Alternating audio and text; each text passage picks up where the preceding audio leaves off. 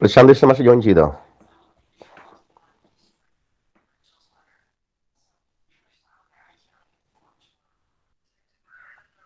Hello,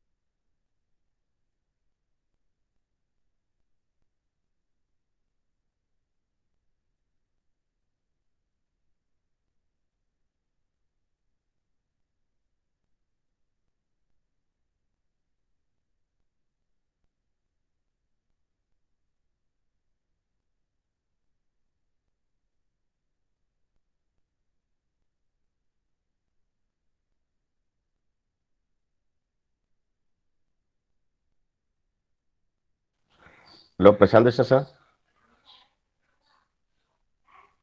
voice correct അല്ലേ പ്രമോദ്?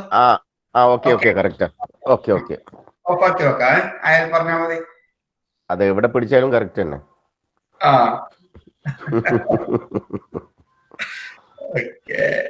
ഞാൻ ഓഫാക്കട്ടെ എന്നാണ് ഞാൻ തൽക്കാലം സമയം.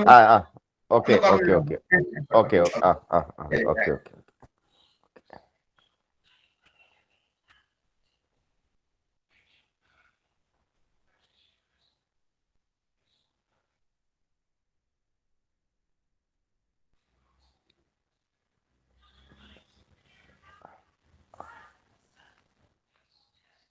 ഹലോ, കുട്ടികൾക്ക് ലിങ്ക് കൊടുത്തോളൂ കേട്ടോ, കൊടുക്കാൻ ബാക്കിയുള്ള ട്യൂട്ടേഴ്സ് ഉണ്ടെങ്കിൽ, കാരണം നമുക്ക് തുടങ്ങാം.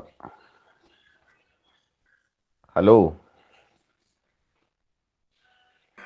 സർ കൊടുത്തു. Okay okay okay.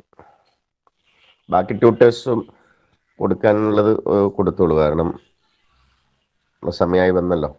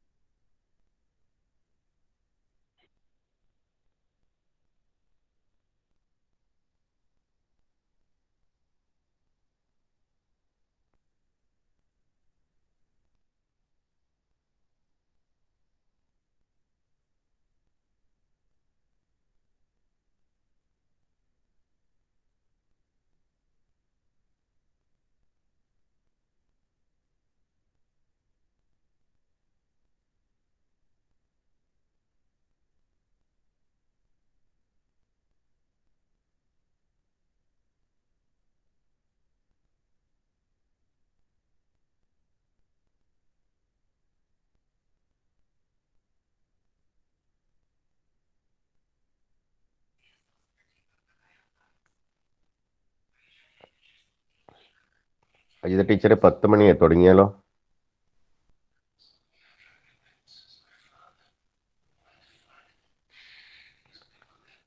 Hello,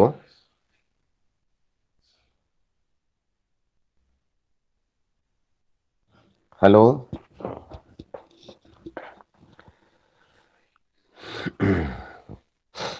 Ajitha teacher, hello.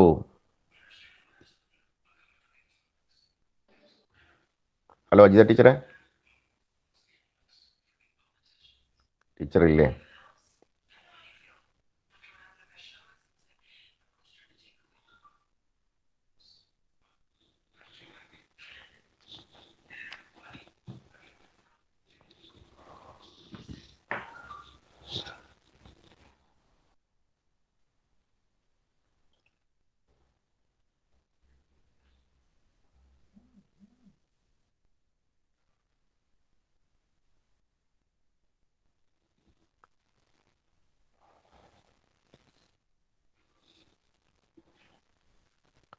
Hello Vidya. Hello Pramod sir. ആ ടീച്ചറെ തുടങ്ങിക്കൂടെ നമുക്ക്? എന്നാ തുടങ്ങാം, വൈകിക്കണ്ട. Okay okay. Prashanth sir, Prashanth sir.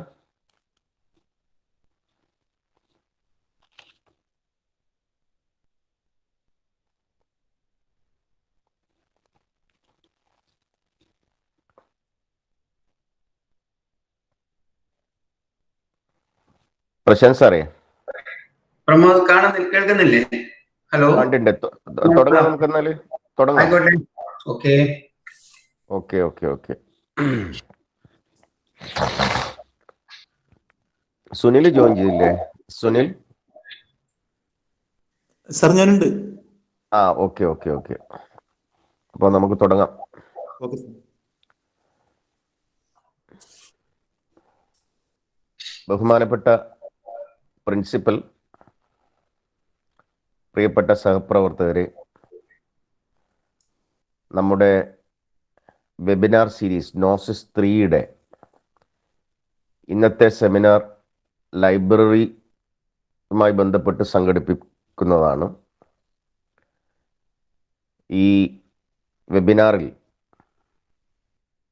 നമ്മളോട് അക്കിത്തത്തെക്കുറിച്ചിട്ട്, അദ്ദേഹത്തിൻ്റെ കവിതകളെ കുറിച്ചിട്ട് ആലാപന സൗകുമാര്യത്തോടുകൂടെ സംസാരിക്കാൻ ഇന്ന് നമ്മുടെ കൂടെ എത്തിയിട്ടുള്ളത് ഡോക്ടർ AS പ്രശാന്ത് കൃഷ്ണൻ മാഷാണ്. നമ്മുടെ ഈ ഒരു വെബിനാർ മറ്റെല്ലാ സന്ദർഭങ്ങളിലും സൂചിപ്പിച്ചിട്ടുള്ളതുപോലെ പുതിയ കാലഘട്ടത്തിൽ അറിവ് പകരാൻ നമുക്കിതുപോലെയുള്ള സാങ്കേതിക വിദ്യ നൽകുന്ന പ്ലാറ്റ്ഫോമുകളാണ് അഭയം എന്നുള്ളതുകൊണ്ട് ഇത്തരം പ്ലാറ്റ്ഫോമുകളുടെ സാധ്യത ഉപയോഗിച്ചുകൊണ്ട് കുറച്ചു കാലമായി വേണ്ടത്ര ഒഴുക്ക് കിട്ടാതെ പോയ നമ്മുടെ അക്കാദമിക രംഗത്തെ ഒന്ന് ജ്വലിപ്പിക്കുക എന്നുള്ള ഉദ്ദേശ ലക്ഷ്യത്തോടു കൂടിയാണ് ഈ ഒരു വെബിനാർ സീരീസ് നോസിസ് നോളജ് എന്ന് പറയുന്ന ഈ ഒരു വെബിനാർ സീരീസ് നമ്മൾ സംഘടിപ്പിച്ചിട്ടുള്ളത്. അപ്പോൾ ഈ ഒരു വെബിനാർ സീരീസിൻ്റെ ഔപചാരികമായ ഉദ്ഘാടനം 22-ാം തീയതി കണ്ണൂർ സർവകലാശാല HRDC ഡയറക്ടർ, പ്രശസ്ത എഴുത്തുകാരനും നാടൻകലാ ഗവേഷകനുമൊക്കെ ആയിട്ടുള്ള ഡോക്ടർ AM ശ്രീധരൻ സർ ഉദ്ഘാടനം ചെയ്യുകയുണ്ടായി. കോളേജ് മാനേജർ മുഖ്യ പ്രഭാഷണം നടത്തുകയും അതിനുശേഷം നമ്മുടെ കോമേഴ്സ് ഡിപ്പാർട്ട്മെൻറ്റിൻ്റെ വെബിനാർ സംഘടിപ്പിക്കപ്പെട്ടു. പിന്നീട് മാനേജ്മെൻറ്റ് സ്റ്റഡീസിൻ്റെ വെബിനാർ സംഘടിപ്പിച്ചു. അതിനുശേഷം മലയാളം ഡിപ്പാർട്ട്മെൻറ്റിൻ്റെ വെബിനാർ സംഘടിപ്പിച്ചു. അതിനുശേഷം ഇന്നലെ 2 സെമിനാറുകൾ മാത്തമാറ്റിക്സും ഫിസിക്സും നടക്കുകയുണ്ടായി. വളരെ മെച്ചപ്പെട്ട നിലയിൽ മികച്ച റിസോഴ്സ് പേഴ്സൺസിനെ വെച്ചുകൊണ്ടുള്ള സെമിനാറുകളായിരുന്നു. കുട്ടികൾക്ക് അറിവിൻ്റെ പുതിയ മേഖലകൾ തുറക്കുന്ന പരിപാടികളായിട്ടാണ് അത്തരം വെബിനാറുകളെ നമ്മൾ കാണുന്നത്. ഏതായാലും ഇന്ന് അക്കിത്തത്തെക്കുറിച്ചിട്ടുള്ള അനുസ്മരണം ജ്ഞാനപീഠ പുരസ്കാര ജേതാവും മലയാളത്തിൻ്റെ പ്രിയപ്പെട്ട കവിയുമായിട്ടുള്ള കഴിഞ്ഞ കുറച്ച് ദിവസങ്ങൾക്ക് മുമ്പ് ഈ ലോകത്തോട് വിട പറഞ്ഞിട്ടുള്ള 20-ാം നൂറ്റാണ്ടിൻ്റെ ഇതിഹാസകാരനായ അക്കിത്തത്തിൻ്റെ ഒരു അനുസ്മരണം അദ്ദേഹത്തിൻ്റെ കവിതകളിലൂടെ നടത്താൻ ഇന്ന് നമ്മുടെ കൂടെ എത്തിയിട്ടുള്ളത് ഡോക്ടർ എസ് പ്രശാന്ത് കൃഷ്ണൻ മാഷാണ്. തീർച്ചയായിട്ടും നമ്മളെ സംബന്ധിച്ചിടത്തോളം ഏറെ സന്തോഷകരമായിട്ടുള്ള ഒരു അനുഭവം തന്നെയാണ് പ്രശാന്ത് കൃഷ്ണൻ മാഷ് നമ്മുടെ കൂടെ കിട്ടുക എന്നുള്ളത്. പ്രശാന്ത് കൃഷ്ണൻ മാഷയുടെ ശബ്ദങ്ങൾ നിങ്ങൾ പല വേദികളിലായിട്ട് ഒരുപക്ഷെ കേട്ടിട്ടുണ്ടാകും. അധ്യാപകൻ, കവി, ഗാനരചയിതാവ്, സംഗീത സംവിധായകൻ എന്നുള്ള നിലകളിൽ അദ്ദേഹം പ്രശസ്തനാണ്. മധ്യവേനൽ, നഖരം, പോയി മറഞ്ഞു പറയാതെ താമര, ചുഴലിക്കാറ്റ്, പേടിത്തൊണ്ടൻ, പവിയട്ടൻ്റെ മധുരച്ചൂരൽ, നേതാജി തുടങ്ങിയ സിനിമകളിൽ അദ്ദേഹം ഗാനരചന നിർവഹിച്ചിട്ടുണ്ട്. ഗാനരചനക്കുള്ള MTV അവാർഡ്, സംഗീത സംവിധായകനുള്ള കേരള വിദ്യാഭ്യാസ വകുപ്പിൻ്റെ സീറ്റ് അവാർഡ്, ഈ മേഖലയിൽ K. Raghavan master award, A.T. Ummer award എന്നിവ ലഭിച്ചിട്ടുള്ള ആളാണ്. ഒഴിച്ചു നിർത്തപ്പെട്ടവർ, ഗോത്രപ്പെരുമ, ONV, ഉപ്പിൻ്റെ മാധുര്യം തുടങ്ങിയ പുസ്തകങ്ങളുടെ കർത്താവാണ്. Kerala folklore academy award, Mundassery award, Abu Dhabi Shakti award എന്നിവ ഗ്രന്ഥരചനയ്ക്ക് അദ്ദേഹത്തിന് ലഭിച്ചിട്ടുണ്ട്. കണ്ണൂർ ചിറക്കൽ രാജാസ് ഹയർ സെക്കൻഡറി സ്കൂളിൻ്റെ പ്രിൻസിപ്പളായിട്ടാണ് അദ്ദേഹം ഇപ്പോൾ ജോലി ചെയ്തുകൊണ്ടിരിക്കുന്നത്. ഇന്ത്യൻ പനോരമയിലേക്ക് തിരഞ്ഞെടുക്കപ്പെട്ട നേതാജി എന്ന സിനിമയുടെ ഗാനരചനയിലൂടെ ഗിന്നസ് വേൾഡ് റെക്കോർഡിൽ അദ്ദേഹത്തിന് ഇടം ലഭിച്ചിട്ടുണ്ട്. അട്ടപ്പാടിയിലെ ഇരുള ഭാഷയിലെടുത്ത ഒരു മുഴുനീള സിനിമയായിരുന്നു അത്. തീർച്ചയായിട്ടും നമുക്ക് നമ്മുടെ ഇടയിൽ തന്നെയുള്ള വളരെ പ്രഗത്ഭനായിട്ടുള്ള ഒരാളെ തന്നെയാണ് നമുക്കിന്ന് റിസോഴ്സ് പേഴ്സണായിട്ട് കിട്ടിയിട്ടുള്ളത് എന്നുള്ളത് കൊണ്ട് ആ സന്തോഷം ഞാൻ ഇവിടെ പങ്കുവെക്കുന്നു. എൻ്റെ പ്രിയപ്പെട്ട സുഹൃത്ത് എന്നുള്ള നിലയിലും സാഹിത്യ യാത്രയിലെ സഹയാത്രികൻ എന്നുള്ള രീതിയിലും എല്ലാം തന്നെ മാഷുടെ സാന്നിധ്യം ഇന്നേറെ സന്തോഷകരമായ ഒരു അനുഭവമാണ് പകരുന്നത്. അക്കിത്തത്തിൻ്റെ കവിതകളെ കുറിച്ചിട്ടുള്ള ഒരു അനുസ്മരണമാണ് ഈ ഒരു പരിപാടി വെബിനാറിലെ കൂടി ഇന്ന് അദ്ദേഹം ഇവിടെ നടത്തുന്നത്. 20-ാം നൂറ്റാണ്ടിൻ്റെ ഇതിഹാസകാരനായ അക്കിത്തത്തെ സംബന്ധിച്ചിട്ടുള്ള അറിവുകൾ നമുക്ക് ഉണ്ടായിരിക്കും. അദ്ദേഹത്തിൻ്റെ കവിതകളിൽ പ്രശസ്തമായ കവിതകളുടെ ഈരടികളെല്ലാം തന്നെ ചിലപ്പോൾ നമ്മുടെ മനസ്സിൽ പതിഞ്ഞിട്ടുള്ള ഒന്നാണ്.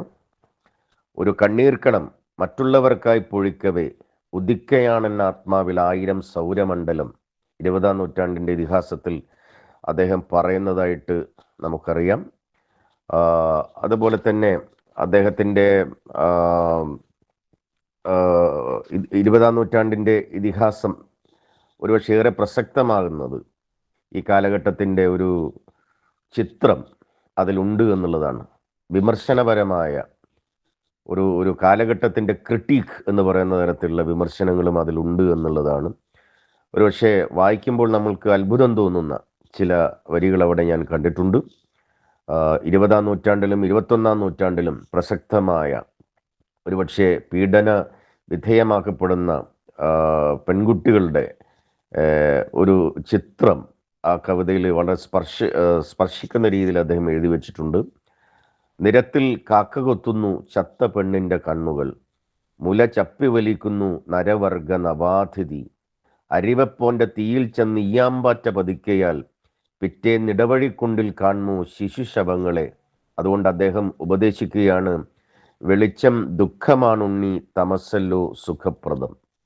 ഇങ്ങനെ വളരെ പ്രശസ്തമായ വരികളിലൂടെ നമ്മളെ ഏറെ സ്വാധീനിച്ചിട്ടുള്ള രാഷ്ട്രീയമായ പക്ഷം പിടിക്കാതെ ഒരുപക്ഷെ ഈ പറയുന്ന യാഥാസ്ഥിതിക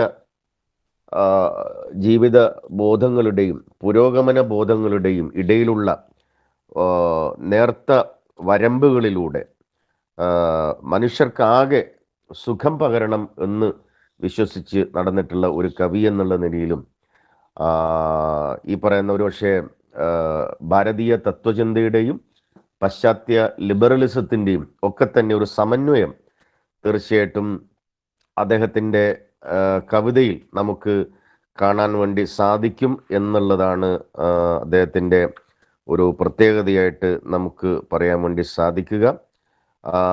മാത്രമല്ല ഒരുപക്ഷെ പുരോഗമനവാദികളായ കവികൾ പറഞ്ഞിട്ടുള്ളതിനേക്കാളേറെ പുരോഗമനപരമായ ചില ചിന്തകൾ മുന്നോട്ട് വെച്ചിട്ടുള്ള ഒരാൾ കൂടിയാണ് അക്കിത്തം. തൻ്റെ സ്വത്വപരമായ ജീവിതത്തിൻ്റെ ഒരു പശ്ചാത്തലത്തിൽ നിന്നുകൊണ്ട് ഊരിത്തരൂ പൂണുനൂലിൽ മത്തി കോർക്കട്ടെ എന്നു ഞാൻ, അത്രമേൽ പ്രകോപിപ്പിക്കുന്ന പൂണൂലിൽ ഞാൻ മത്തി കോർക്കട്ടെ എന്ന് പറയുന്ന വരികൾ പോലും അദ്ദേഹത്തിൻ്റെ കവിതയുടെ പൂർവാശ്രമ ഘട്ടത്തിൽ എഴുതിയിട്ടുള്ള ഒരാളാണ്. തീർച്ചയായും അത്തരം ഒരാളെ അനുസ്മരിക്കാൻ തീർച്ചയായിട്ടും നമുക്ക് കിട്ടിയിട്ടുള്ളത് മറ്റൊരു മഹത്തരമായ ഒരു resource പേഴ്സണെയാണ്.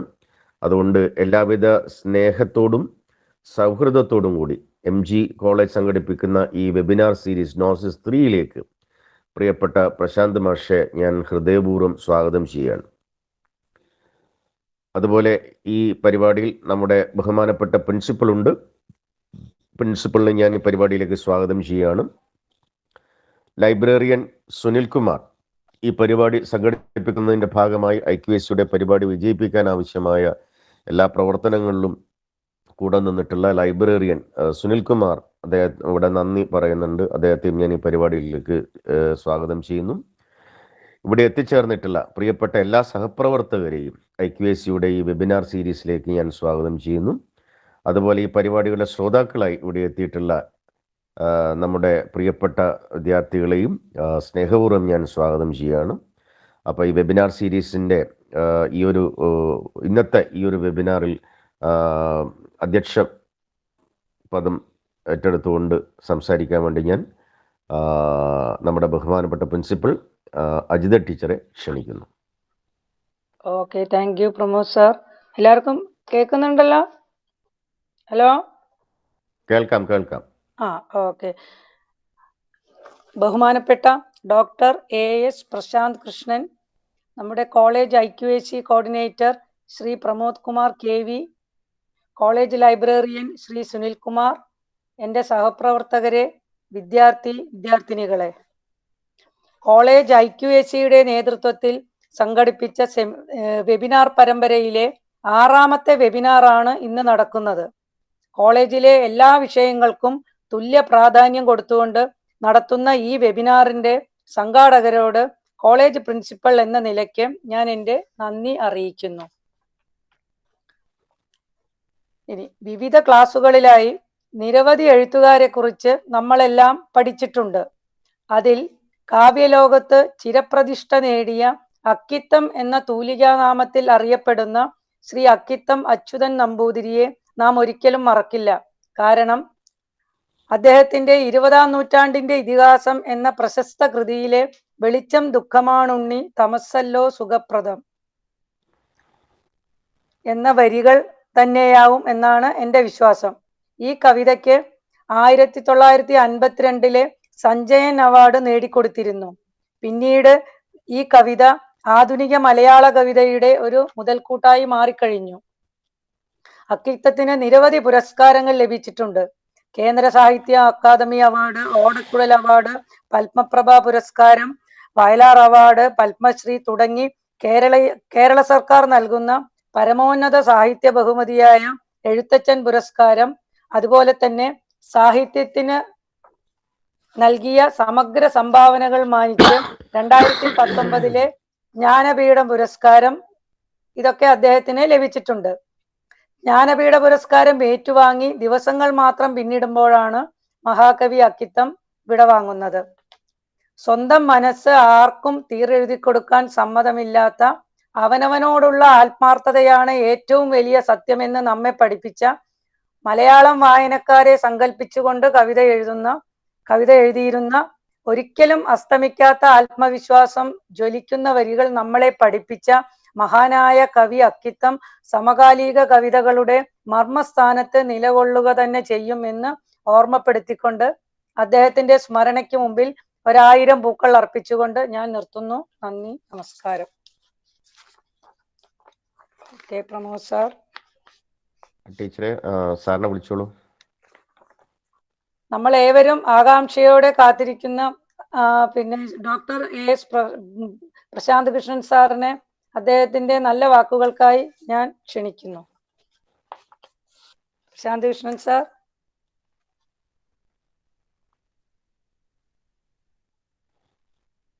Hello, Prashanth Krishnan sir. Hello സാറേ.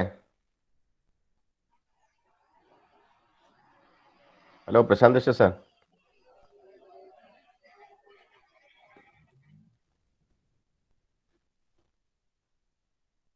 Hello sir. സാറിന്റെ മൈക്ക് മ്യൂട്ടാ. ഓക്കെ അപ്പൊ ശരി. ആ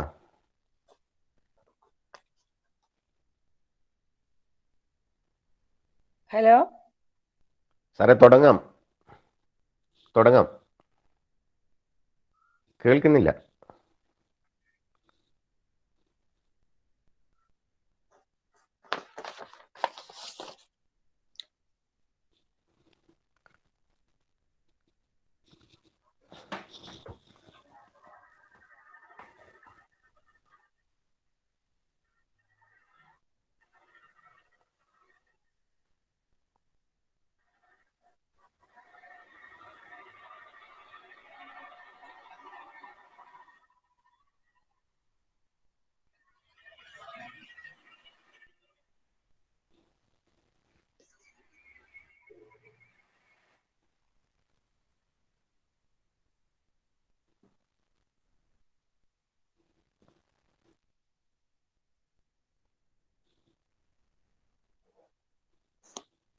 പ്രമോദ് സാർ, സാറിനെ ഒന്ന് വിളിച്ചു നോക്കണോ? ആ സാർ കേൾക്കുന്നുണ്ട്. അതെ. Hello sir. വോയിസ് ക്ലിയർ വരുന്നില്ല സാറേ. വോയിസ് കിട്ടുന്നില്ല.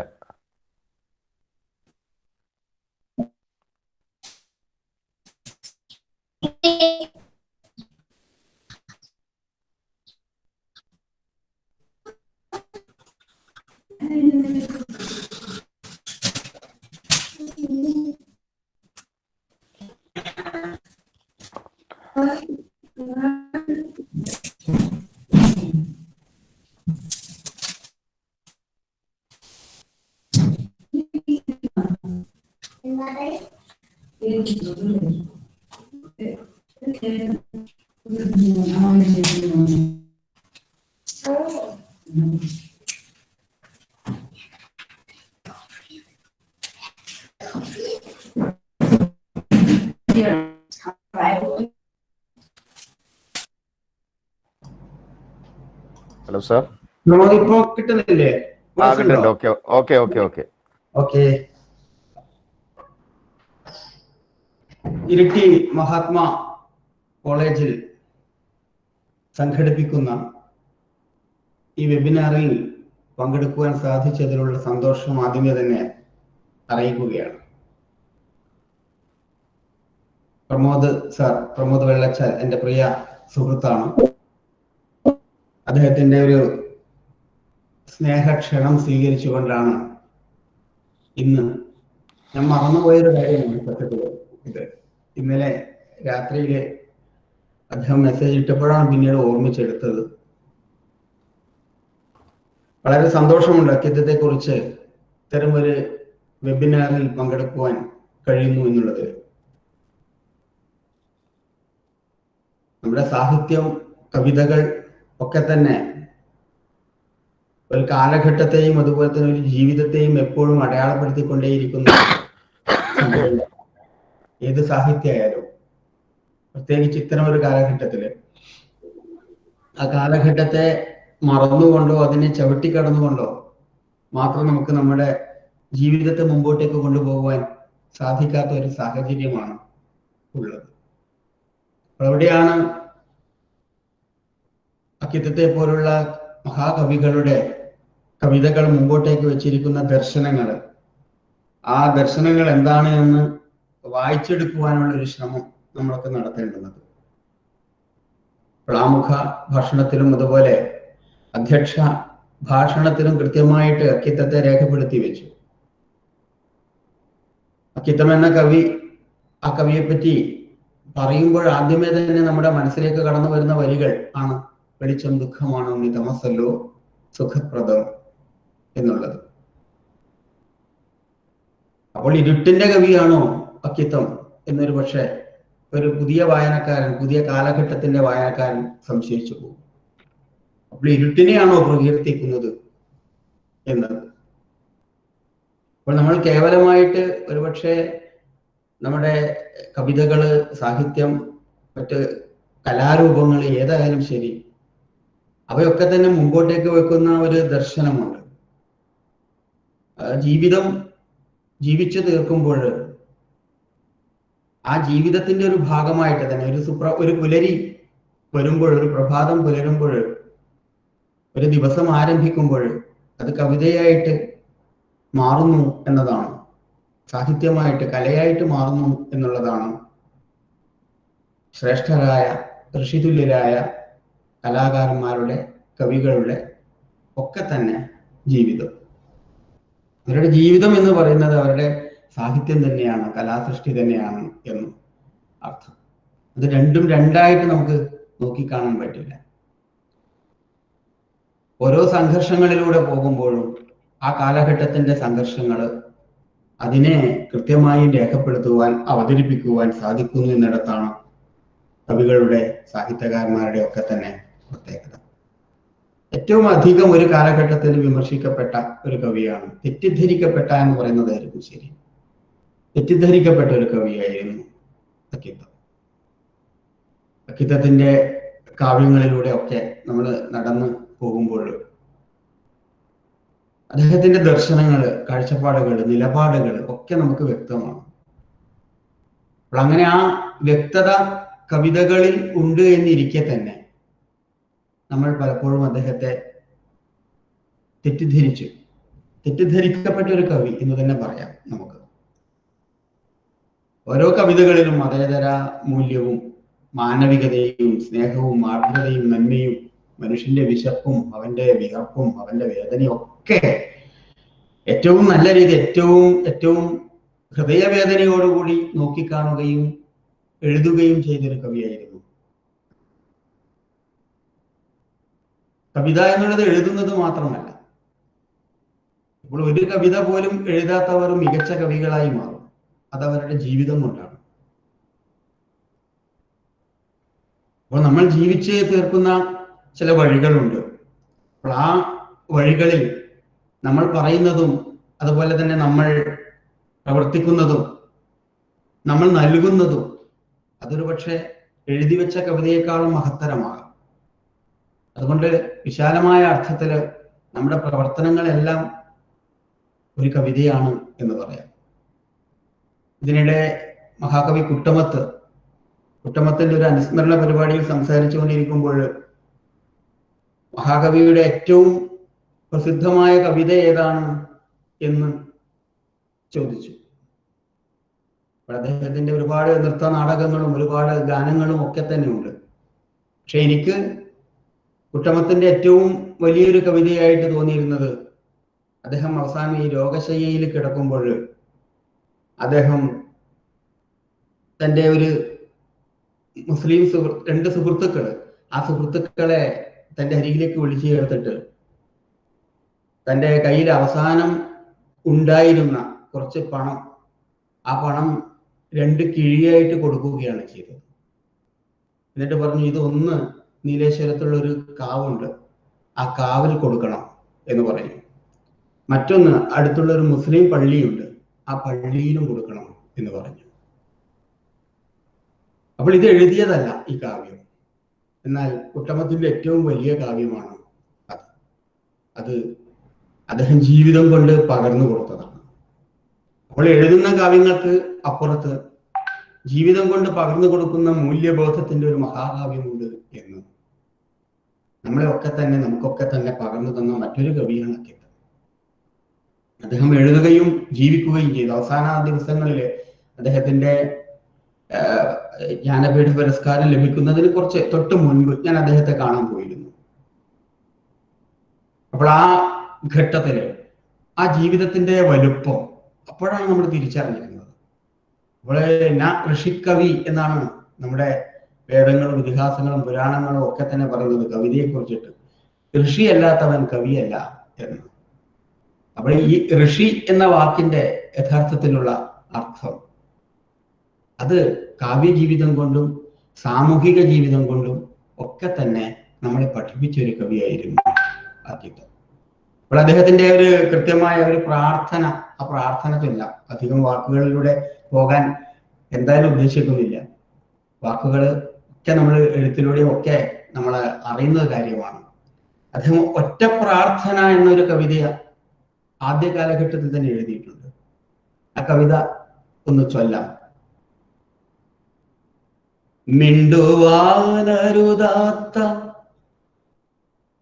മിണ്ടുവാനരുതാത്ത കൽപ്രതിമയെ പുഷ്പച്ചണ്ടണി മാല്യം കൊണ്ടു കീഴടക്കിടാമെന്നും ഉണ്ണിതന്നായുസ്സെന്നാൽ ചാർത്തിച്ചു വാങ്ങാമെന്നും നണ്ണുന്ന കമ്പക്കാരോടെന്തു ഞാൻ പറയട്ടെ. ധിക്കാരം തിരനോട്ടം നടത്തി യുവാവിന്റെ നിൽക്കാത്ത വാഗ്ദാടിയിൽ ഭർസിച്ചാനുടൻ വൃദ്ധൻ താരുണ്യമധുവിന്റെ മത്തു കേറിയ കുഞ്ഞേ പോരുമേ വിളമ്പിയതുദ്ധതം വായാടിത്തം. ഒന്നു ഞാൻ ചോദിക്കട്ടെ, ദൈവമൊന്നില്ലെന്നാകിൽ പിന്നെ ഈ സൃഷ്ടിസ്ഥിതി സംഹാരകർത്താവാരോ? വക്കാണച്ചു ചുവപൂണ്ടും സംവാദം അവസാന ഉൽക്കട ക്രോധം തട്ടും തടവും നടമാടി ആരു ചൊന്നതോ നേരം അറിവില്ല. എന്നാലും വന്നാദർശങ്ങളെ നിങ്ങൾ പിടികൂടായി കണ്ഠം. ദൈവം ഉണ്ടോ ഇല്ലയോ എന്നുള്ളതല്ല ചോദ്യം. യഥാർത്ഥത്തിൽ ഇന്ന് നടമാടിക്കൊണ്ടിരിക്കുന്ന ദൈവത്തിന്റെ പേരിലുള്ള കൊലവിളികള് ഒറ്റ വാക്കിൽ തന്നെ ആദ്യം തന്നെ അദ്ദേഹം അതിൽ വിമർശിക്കുകയാണ് ഉണ്ടായത്. മിണ്ടുവാൻ അരുതാത്ത കൽപ്രതിമയെ പുഷ്പച്ചെണ്ടണി മാല്യം കൊണ്ട് കീഴടക്കിടാം എന്ന് ആരെങ്കിലും കരുതുന്നുണ്ട് എങ്കിൽ അതാണ് തെറ്റ്. രവീന്ദ്രനാഥ ടാഗോർ ഒക്കെ പാടിയത് തന്നെയാണ്. ദൈവം അധ്വാനിക്കുന്നവരിലാണ്, കൽപ്പണിക്കാരിലാണ്, മണ്ണ് ചുമക്കുന്നവരിലാണ്. അല്ലാതെ അമ്പലത്തിന്റെ ഇരുണ്ട ഉള്ളറകളിൽ ശ്രീകോവിലിനകത്തൊരു ശിലയായിട്ടിരിക്കുന്നതല്ല ദൈവം എന്ന് വിശ്വമഹാകവിയായ രവീന്ദ്രനാഥ ടാഗോർ പറഞ്ഞിരിക്കുന്നത് പോലെ തന്നെയാണ്. മിണ്ടാനരുതാത്ത കൽപ്രതിമയായ ദൈവത്തിന് മുന്നിൽ പുഷ്പാർച്ചന ചെയ്തിട്ട് നമുക്ക് എന്ത് നേടിയെടുക്കുവാൻ സാധിക്കും, പുഷ്പാർച്ചന കൊണ്ട് എന്താണ് നേടുവാൻ കഴിയുക എന്ന് ചിന്തിക്കുകയും കരുതുകയും ഒക്കെ തന്നെ ഒരു ചെയ്ത കവിയായിരുന്നു അക്കിത്തം. അപ്പോൾ അതുതന്നെയാണ് അദ്ദേഹത്തിന്റെ ദർശനവും.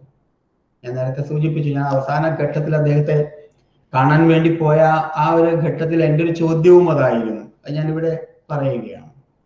ഏറ്റവും അധികം തെറ്റിദ്ധരിക്കപ്പെട്ട, നമ്മൾ സാമൂഹികമായ ഒരു ചിന്താ പദ്ധതിയിലൂടെ അദ്ദേഹത്തെ വായിച്ചെടുക്കുവാൻ ശ്രമിക്കുമ്പോൾ അദ്ദേഹത്തിന്റെ കവിതകളിൽ ഉടനീളം നിറഞ്ഞു നിൽക്കുന്ന ഒരു സാഹോദര്യത്തിന്റെ, സ്നേഹത്തിന്റെ, ആർദ്രതയുടെ ഒക്കെ തന്നെ ആ ഒരു വളക്കിലുക്കം അത് കേട്ടുകൊണ്ടിരിക്കുമ്പോൾ മാനവികതയ്ക്ക് എതിരായ എന്തിനു വേണ്ടിയിട്ടോ ശംഖൂതുന്നുണ്ടോ ഈ കവി എന്ന് സംശയിച്ചപ്പോൾ ഇല്ല എന്ന് തിരിച്ചറിയുവാൻ കഴിഞ്ഞ നിമിഷങ്ങൾ അദ്ദേഹത്തിന്റെ വാക്കുകളിലൂടെ തന്നെ നേരിട്ട് അറിയുവാൻ കഴിഞ്ഞ ഒരു വ്യക്തി എന്ന രീതിയിൽ അത് ഞാനിവിടെ പറയുന്നു മാത്രം. അദ്ദേഹത്തിന്റെ കവിതകൾ എന്താണോ മുന്നോട്ടേക്ക് വെക്കുന്നത്, ആ കവിതകളുടെ ദർശനം തന്നെയാണ് അദ്ദേഹത്തിന്റെ ജീവിത ദർശനം. അപ്പോൾ ആ ജീവിത ദർശനങ്ങള് അത് കൃത്യമായും വായിച്ചെടുക്കുവാനുള്ള ഒരു നിലപാടുകൾ, ഒരു കാഴ്ചപ്പാടുകൾ തന്നെയാണ് നമ്മുടെ കാവ്യലോകത്തിന് വേണ്ടത്. വ്യക്തിയും കവിതയും രണ്ടല്ല എന്ന് തന്നെ പറയുന്ന രീതിയിൽ. പക്ഷെ ചില നിമിഷങ്ങളിൽ, ചില കാലങ്ങളിൽ, ചില ഘട്ടങ്ങളിൽ കവിതകളിലൂടെ മൂർച്ചയുള്ള വാക്ക് ഉപയോഗിച്ചുകൊണ്ട് മനുഷ്യത്വത്തെ, മാനവികതയെ ഉയർത്തിക്കാട്ടുവാനുള്ള ശ്രമം നടന്നിട്ടുണ്ട്. അത് 20-ാം നൂറ്റാണ്ടിന്റെ ഇതിഹാസം എന്ന കൃതിയിൽ. പക്ഷെ 20-ാം നൂറ്റാണ്ടിന്റെ ഇതിഹാസം എന്ന കവിതയിൽ നമ്മുടെ സംസ്കാരത്തിന്റെ ഈ ആർഷ സംസ്കാരം എന്നൊക്കെ പറയുന്നത് ഇന്ന് ആർഷ സംസ്കാരം എന്ന് പറയുമ്പോൾ ഒരു പക്ഷെ തെറ്റിദ്ധരിക്കപ്പെടും, അത് ചിലവരുടെ മാത്രം സംസ്കൃതിയുടെ ഭാഗമാണോ എന്നൊക്കെ. അല്ല, നമ്മൾ നമ്മുടെ ജീവിതത്തിന്റെ ഇന്നലകളിലേക്ക് തിരിഞ്ഞു നോക്കിപ്പോകുന്നു ചവിട്ടിപ്പോന്ന ഭൂമിയെ എന്ന് അദ്ദേഹം പറഞ്ഞിരിക്കുന്നത് പോലെ, ആ ചവിട്ടിപ്പോന്ന ഭൂമിയിൽ നിന്നും തിരിഞ്ഞു നോക്കുമ്പോൾ ഋഷിപ്രോക്തമായ ആർഷ സംസ്കൃതിയുടെ ഏറ്റവും സമ്പന്നമായ ഒരു ലോകം, ഒരു താളം ഉണ്ട് നമുക്ക്. അത് മാറ്റിവെക്കുവാനൊന്നും നമുക്ക് സാധിക്കുകയില്ല. അപ്പോൾ ആ സംസ്കൃതിയുടെ ഏറ്റവും ശ്രേഷ്ഠമായ വരികളാണ്: ഒരു കണ്ണീർ കണം മറ്റുള്ളവർക്കായി ഞാൻ പൊഴിക്കവേ, ഉദിക്കയാണെന്നാത്മാവിലായിരം സൗരമണ്ഡലം. ഈ കവിയെ നമ്മൾ എന്തിനു തെറ്റിദ്ധരിക്കണം? ഒരു കണ്ണീർ കണം മറ്റുള്ളവർക്ക് വേണ്ടി പൊഴിക്കുമ്പോൾ എൻ്റെ മനസ്സിൽ 1000 സൗരമണ്ഡലം ഉദിക്കുകയാണ് എന്ന് ഏറ്റവും നിശിതമായിട്ട്, ഏറ്റവും കരുണാർദ്രമായിട്ട് കാലത്തിനോട് പറയുന്ന ഒരു കവിയെ നമ്മൾ ഇനി മാറ്റി നിർത്തുകയോ തെറ്റിദ്ധരിക്കുകയോ ചെയ്യേണ്ടതില്ല.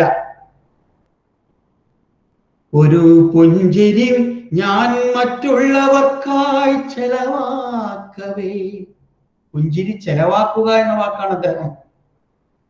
കാരണം കാലം അത്രമാത്രം എന്തായി, കാലം ഒന്ന് പുഞ്ചിരിക്കുവാൻ പോലും കഴിയാത്ത ഒരു ലോകമായി മാറുകയാണ്. അപ്പോൾ മറ്റുള്ളവർക്ക് വേണ്ടി ഒരു പുഞ്ചിരി ചെലവാക്കുകയാണെങ്കിൽ, അങ്ങനെയാണെങ്കിൽ അങ്ങനെ ആകട്ടെ.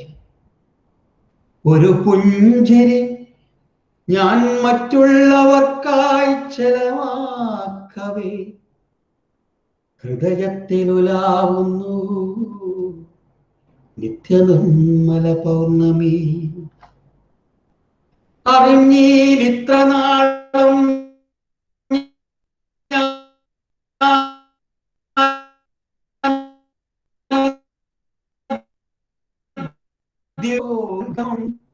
ഇത്ര നാളും ഗമം ആ മഹാനഷ്ടമോർത്തു കുലുങ്ങിക്കരഞ്ഞു ഞാൻ.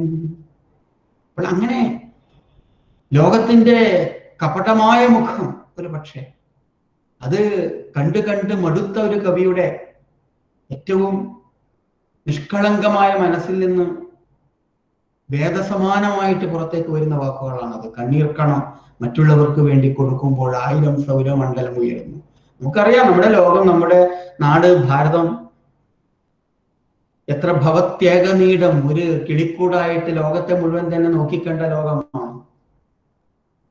സമസ്ത ലോകവും സുഖമുള്ളതായി ഭവിക്കണമെന്ന് പറഞ്ഞ ലോകമാണ്. ലോക സമസ്ത സുഖിനോ ഭവന്തു തത്വമസി എന്ന് പറഞ്ഞ ലോകമാണ്. ഇതന്നമ എന്ന് പറഞ്ഞ ലോകമാണ്. ഞാൻ ആരും അന്യരല്ല എന്ന് പറഞ്ഞുകൊണ്ട് ലോകത്തെ മുഴുവൻ തന്നെ പുണരുവാൻ ആഗ്രഹിക്കുന്ന ഒരു സംസ്കാരത്തിന്റെ ഒരു ഇന്നലകൾ നമുക്ക് കൃത്യമായിട്ടും ഉണ്ടായിരുന്നു. അപ്പോൾ ആ സംസ്കാരം വഴിതെറ്റി പല ചാലുകളിലൂടെ, പല ചിന്തകളിലൂടെ, പല നിലപാടുകളിലൂടെ ഇന്ന് മാറിക്കൊണ്ടിരിക്കുമ്പോഴും അക്കിത്തം മുമ്പോട്ടേക്ക് വെച്ചിരുന്നത് നമുക്ക് തീർച്ചയായിട്ടും പറ്റും. തിരിഞ്ഞു നോക്കിപ്പോകുന്ന ഈ ഭൂമിയിൽ ചവിട്ടി മുന്നോട്ടേക്ക് പോകുമ്പോൾ എനിക്കും ഉണ്ടായിരുന്നു സുഖം മുറ്റിയ നാളുകൾ എന്ന് അദ്ദേഹം പാടുമ്പോൾ ആ നന്മയുടെ നിലാവിന്റെ പുഞ്ചിരി പോലെ തെളിഞ്ഞു നിൽക്കുന്ന ഈ പ്രപഞ്ചത്തിന്റെ, ഈ ഭൂമിയുടെ സൗകുമാര്യത്തെ അദ്ദേഹം ഹൃദയത്തില് അരിവോടുകൂടി ഏറ്റുവാങ്ങിയിരുന്നു എന്നുള്ളത് നമുക്ക് കാണാൻ സാധിക്കും. പക്ഷേ വർത്തമാന കാലഘട്ടം അങ്ങനെ ആയിരുന്നില്ല. അവിടെയാണ് അദ്ദേഹം അദ്ദേഹം ജീവിച്ചിരുന്ന ആ കാലഘട്ടത്തിന്റെ, നമുക്കറിയാം 1952 20-ാം നൂറ്റാണ്ടിന്റെ ഇതിഹാസം എന്ന ഖണ്ഡകാവ്യം അദ്ദേഹം എഴുതിയിരുന്നത്. അവിടെയാണ് ചിലപ്പോൾ തെറ്റിദ്ധരിക്കപ്പെടുന്ന ഒരുപാട് നിലപാടുകൾ കവിതകളിലൂടെ അദ്ദേഹം കൊണ്ടുവന്നിരുന്നത്. കരിവള്ളൂരിലെയും കാവുമ്പായിലെയും ഒക്കെ തന്നെ കർഷക സമരങ്ങൾ, പുന്നപ്രയിലെയും വയലാറിലെയും ഒക്കെ തന്നെ കർഷക സമരങ്ങൾ. അപ്പോൾ ആ കർഷക സമരങ്ങളിലൂടെ മനുഷ്യരക്തം ചീറ്റി എന്താണ് ഒരു ബോധം, ഒരു മാനവിക ബോധം എങ്ങനെ ഇവിടെ വളർന്നു വരുന്നു എന്ന് ചിന്തിക്കുമ്പോൾ മനുഷ്യന്റെ അവസ്ഥയിൽ വേദനിക്കുന്ന, രക്തം ചീറ്റുന്ന മനുഷ്യന്റെ വേദനയിൽ വേദനിക്കുന്ന ഒരു മനുഷ്യൻ, ഒരു കവി എന്ന രീതിയിലാണ് അക്കിത്തം തന്നെ നിലപാടുകൾ അവിടെ വ്യക്തമാക്കിയിരുന്നത്. അവിടെ ആരുടേതായാലും രക്തം ഒഴുകിപ്പോകുന്ന രക്തം മനുഷ്യന്റെ രക്തം തന്നെയാണ് എന്ന് അദ്ദേഹം പാവങ്ങളുടെ പക്ഷത്ത് നിന്നുകൊണ്ട് പാടുകയാണ് ചെയ്തിരുന്നത് എന്ന് നമുക്ക് കാണാൻ സാധിക്കും. 20-ാം നൂറ്റാണ്ടിന്റെ ഇതിഹാസം അക്കിത്തത്തിന്റെ ഏറ്റവും ശ്രേഷ്ഠമായ, ഏറ്റവും ശ്രദ്ധേയമായ കവിത തന്നെയാണെന്ന് നമുക്ക് കാണാൻ സാധിക്കും. ഇവിടെ നേരത്തെ പ്രമോദ് സാർ പറഞ്ഞിരിക്കുന്നത് പോലെ നിരത്തിൽ കാക്ക കൊത്തുന്നു ചത്ത പെണ്ണിന്റെ കണ്ണുകൾ മുല ചപ്പിച്ച് വലിക്കുന്നു നരവർഗ നവാതിഥി വെളിച്ചം ദുഃഖമാണു നീ തമസ്സല്ലോ സുഖപ്രദം. ഇങ്ങനെ നമ്മുടെ കാലത്തിന്റെ, നമ്മുടെ ചുറ്റുപാടുകളിൽ കാണുന്ന അത്രമാത്രം വേദനാജനകമായ കാഴ്ചകൾ, ആ കാഴ്ചകളാണ് അദ്ദേഹത്തെ കൊണ്ട് ഈ വെളിച്ചം ദുഃഖമാണ്, തമസ്സാണ് ഇതിലും ഭേദം എന്ന് പറയുവാൻ, ചിന്തിക്കുവാൻ പ്രേരിപ്പിച്ചത് എന്ന് നമുക്ക് കാണാൻ പറ്റും. അപ്പോൾ അതില് ആത്യന്തികമായിട്ട് അക്കിത്തം എന്ന കവി ആത്യന്തികമായിട്ട് അതിൽ പറഞ്ഞു വെച്ചിരിക്കുന്നത് നിരുപാധികമായ സ്നേഹം എന്താണ് എന്ന് തന്നെയാണ്. അദ്ദേഹത്തിന്റെ ദർശനങ്ങൾ മുഴുവൻ ആ കവിതയിൽ അദ്ദേഹം കൊണ്ടുവന്നിട്ടുണ്ട്. നിരുപാധികമായ സ്നേഹം, നിരുപാധികമം സ്നേഹം ബലമായി വരും ക്രമൽ, നിരുപാധികമാം സ്നേഹം, ഒരു ഉപാധിയുമില്ലാത്ത സ്നേഹം. ആ സ്നേഹം കൊണ്ട് ആലിംഗനം ചെയ്യാൻ പറ്റുന്ന മനസ്സ്, നിഷ്കളങ്കതയോടെ നിലാവ് പോലെ ഒക്കെ തന്നെ ചിരിക്കുവാൻ കഴിയുന്ന ഹൃദയം, അതൊക്കെ ഉണ്ടെങ്കിൽ ഈ ജീവിതം, ഈ പ്രപഞ്ച ജീവിതം, ആ പ്രപഞ്ച ജീവിതത്തിന് ഒരു താളഭംഗവും ഉണ്ടാവുകയില്ല എന്ന് നമുക്ക് കാണാൻ കഴിയും. പ്രപഞ്ചം ജീവിതം എന്ന് പറയുന്നത് അത് സമസ്ത ജീവജാലങ്ങളെയും ഒന്നിച്ചു നിർത്തുന്നതാണ്. അവിടെ മനുഷ്യന് മാത്രം വേറിട്ട് നിൽക്കുന്ന, മനുഷ്യനെ മാത്രം സ്വന്തം എന്ന് പറയാവുന്ന ഒരിടമൊന്നല്ല ഈ പ്രപഞ്ചം, ഈ ഭൂമി എന്നുള്ളത്. അതുകൊണ്ട് തന്നെയാണ് ഋഷികൾ ചരാചര പ്രപഞ്ചം എന്ന് വിളിച്ചിരുന്നത്. അവിടെ ചരാചര പ്രപഞ്ചത്തില് നിരുപാധികമായ സ്നേഹത്തോടു കൂടിയിട്ട് എല്ലാ ജീവജാലങ്ങളെയും നോക്കിക്കാണുവാൻ പ്രാപ്തമായ മനസ്സോടുകൂടി ജീവിക്കുവാൻ ആഗ്രഹിച്ച ഒരു കവിയായിരുന്നു അക്കിത്തം എന്ന് നമുക്ക് കാണാൻ കഴിയും. നിരുപാധികമം സ്നേഹം ബലമായി വരും ക്രമൽ, ഇതാണഴക്, ഇതേ സത്യം, ഇത് ശീലിക്കൽ ധർമ്മവും. അത് മാത്രമാണ് സത്യമായിട്ടുള്ളത്. തോക്കിനും വാളിനും വേണ്ടി ചെലവിട്ടോരിരുമ്പുകൾ ഉരുക്കി വാർത്തെടുക്കാവൂ ബലമുള്ള കലപ്പകൾ. എത്ര ഉദാത്തമായ ഒരു കാവ്യ സങ്കല്പമാണ്. ലോകരാഷ്ട്രങ്ങൾ നമുക്കൊക്കെ അറിയാവുന്ന കാര്യമാണ്. ഇന്ന് തോക്കിനും അതുപോലെ തന്നെ വാളിനും വേണ്ടിയിട്ടൊക്കെ തന്നെ ചെലവഴിക്കുന്ന ഇരുമ്പ് അത് കലപ്പയാക്കിയാൽ എന്തായിരിക്കും സ്ഥിതി? ആ ചോദ്യം തന്നെയാണ് അദ്ദേഹം കൃത്യമായും ചോദിച്ചത്. തോക്കിനും വാളിനും വേണ്ടി ചെലവിട്ടോരിരുമ്പുകൾ ഉരുക്കി വാർത്തെടുക്കാവോ ബലമുള്ള കലപ്പകൾ. ബോംബിനായി ദുർവ്യയം ചെയ്യും. 2 മഹായുദ്ധങ്ങൾ കണ്ട ലോകം, മനുഷ്യരാശി. ബോംബിനായി ദുർവ്യയം ചെയ്യും ആണവോൽബണ ശക്തിയാൽ അന്ധഗ്രാമ കവലയിൽ സ്നേഹദീപം കൊളുത്തുക. ഈ ഇരുട്ടാണ് വ്യാപിച്ചു കിടക്കുന്നത്. ആ ഇരുട്ടിൽ സ്നേഹത്തിന്റെ ദീപം കൃത്യമായും പ്രകാശത്തോടുകൂടി ഇങ്ങനെ കത്തിജ്വലിച്ച് ഇവിടെ മുഴുവൻ സ്നേഹത്തിന്റെ പ്രകാശം, നിലാവ് അത് ചൊരിയണമെന്ന് ആഗ്രഹിച്ച കവി. അത് തന്നെയാണ് ആ കാവ്യജീവിതം. അജയ സ്നേഹമാമണ്ഡം വിരിഞ്ഞുണ്ടാം പ്രകാശമേ, അജയ സ്നേഹമാം അണ്ഡം വിരിഞ്ഞുണ്ടാം പ്രകാശമേ, സമാധാന പിറവി നിൻ ചിറകൊച്ച ജയിക്കുക. ഇതാണ് അക്കിത്തത്തിന്റെ കാവ്യദർശനം. സ്നേഹം, നിരുപാധികമായ സ്നേഹം, മാനവികത, ആ മാനവികതയിൽ അധിഷ്ഠിതമായിരിക്കുന്ന പ്രപഞ്ച ജീവിതം, ചരാചര ജീവിതം, അതാണ് ചരാചര പ്രപഞ്ചം, അതിലധിഷ്ഠിതമായ മാനവ ജീവിതം, അതൊക്കെ തന്നെയാണ് അക്കിത്തം മുമ്പോട്ടേക്ക് വെച്ചിരുന്നത്. ജീവിത പ്രേമമേ നിന്റെ കുരിശ് എന്നെഞ്ചിലാഴവേ, പശ്ചാത്താപവചസ്സാമി ദിനം വാർന്നൊഴുകിടവേ, പറ്റ ക്ഷീണിപ്പിതാത്മാവിൻ നീലരക്തഞരമ്പുകൾ സുഖമുണ്ടിന്നു മുച്ചൂടൊന്ന് ഉറങ്ങിയുണരാവു ഞാൻ. ഈ വിശ്വപ്രേമത്തിന്റെ ഏറ്റവും ശ്രേഷ്ഠമായ ദർശനങ്ങള് അത് കവിതയിലൂടെ അവതരിപ്പിച്ച കവിയായിരുന്നു അക്കിത്തം എന്ന് അദ്ദേഹത്തിന്റെ ഓരോ കവിതകള്, അവനാര്, അതുപോലെ തന്നെ ഓരോ കവിതകൾ, കന്യാകുമാരിയിലെ കക്കകൾ എന്നീ കവിതകളൊക്കെ എടുക്കുമ്പോൾ മനസ്സിലാക്കാൻ പറ്റുന്ന ഒരു കാര്യമാണ് അത് മനുഷ്യനാണ് അവിടെ വലുത്. ഇവിടെ പൂണൂൽക്കാരുടെ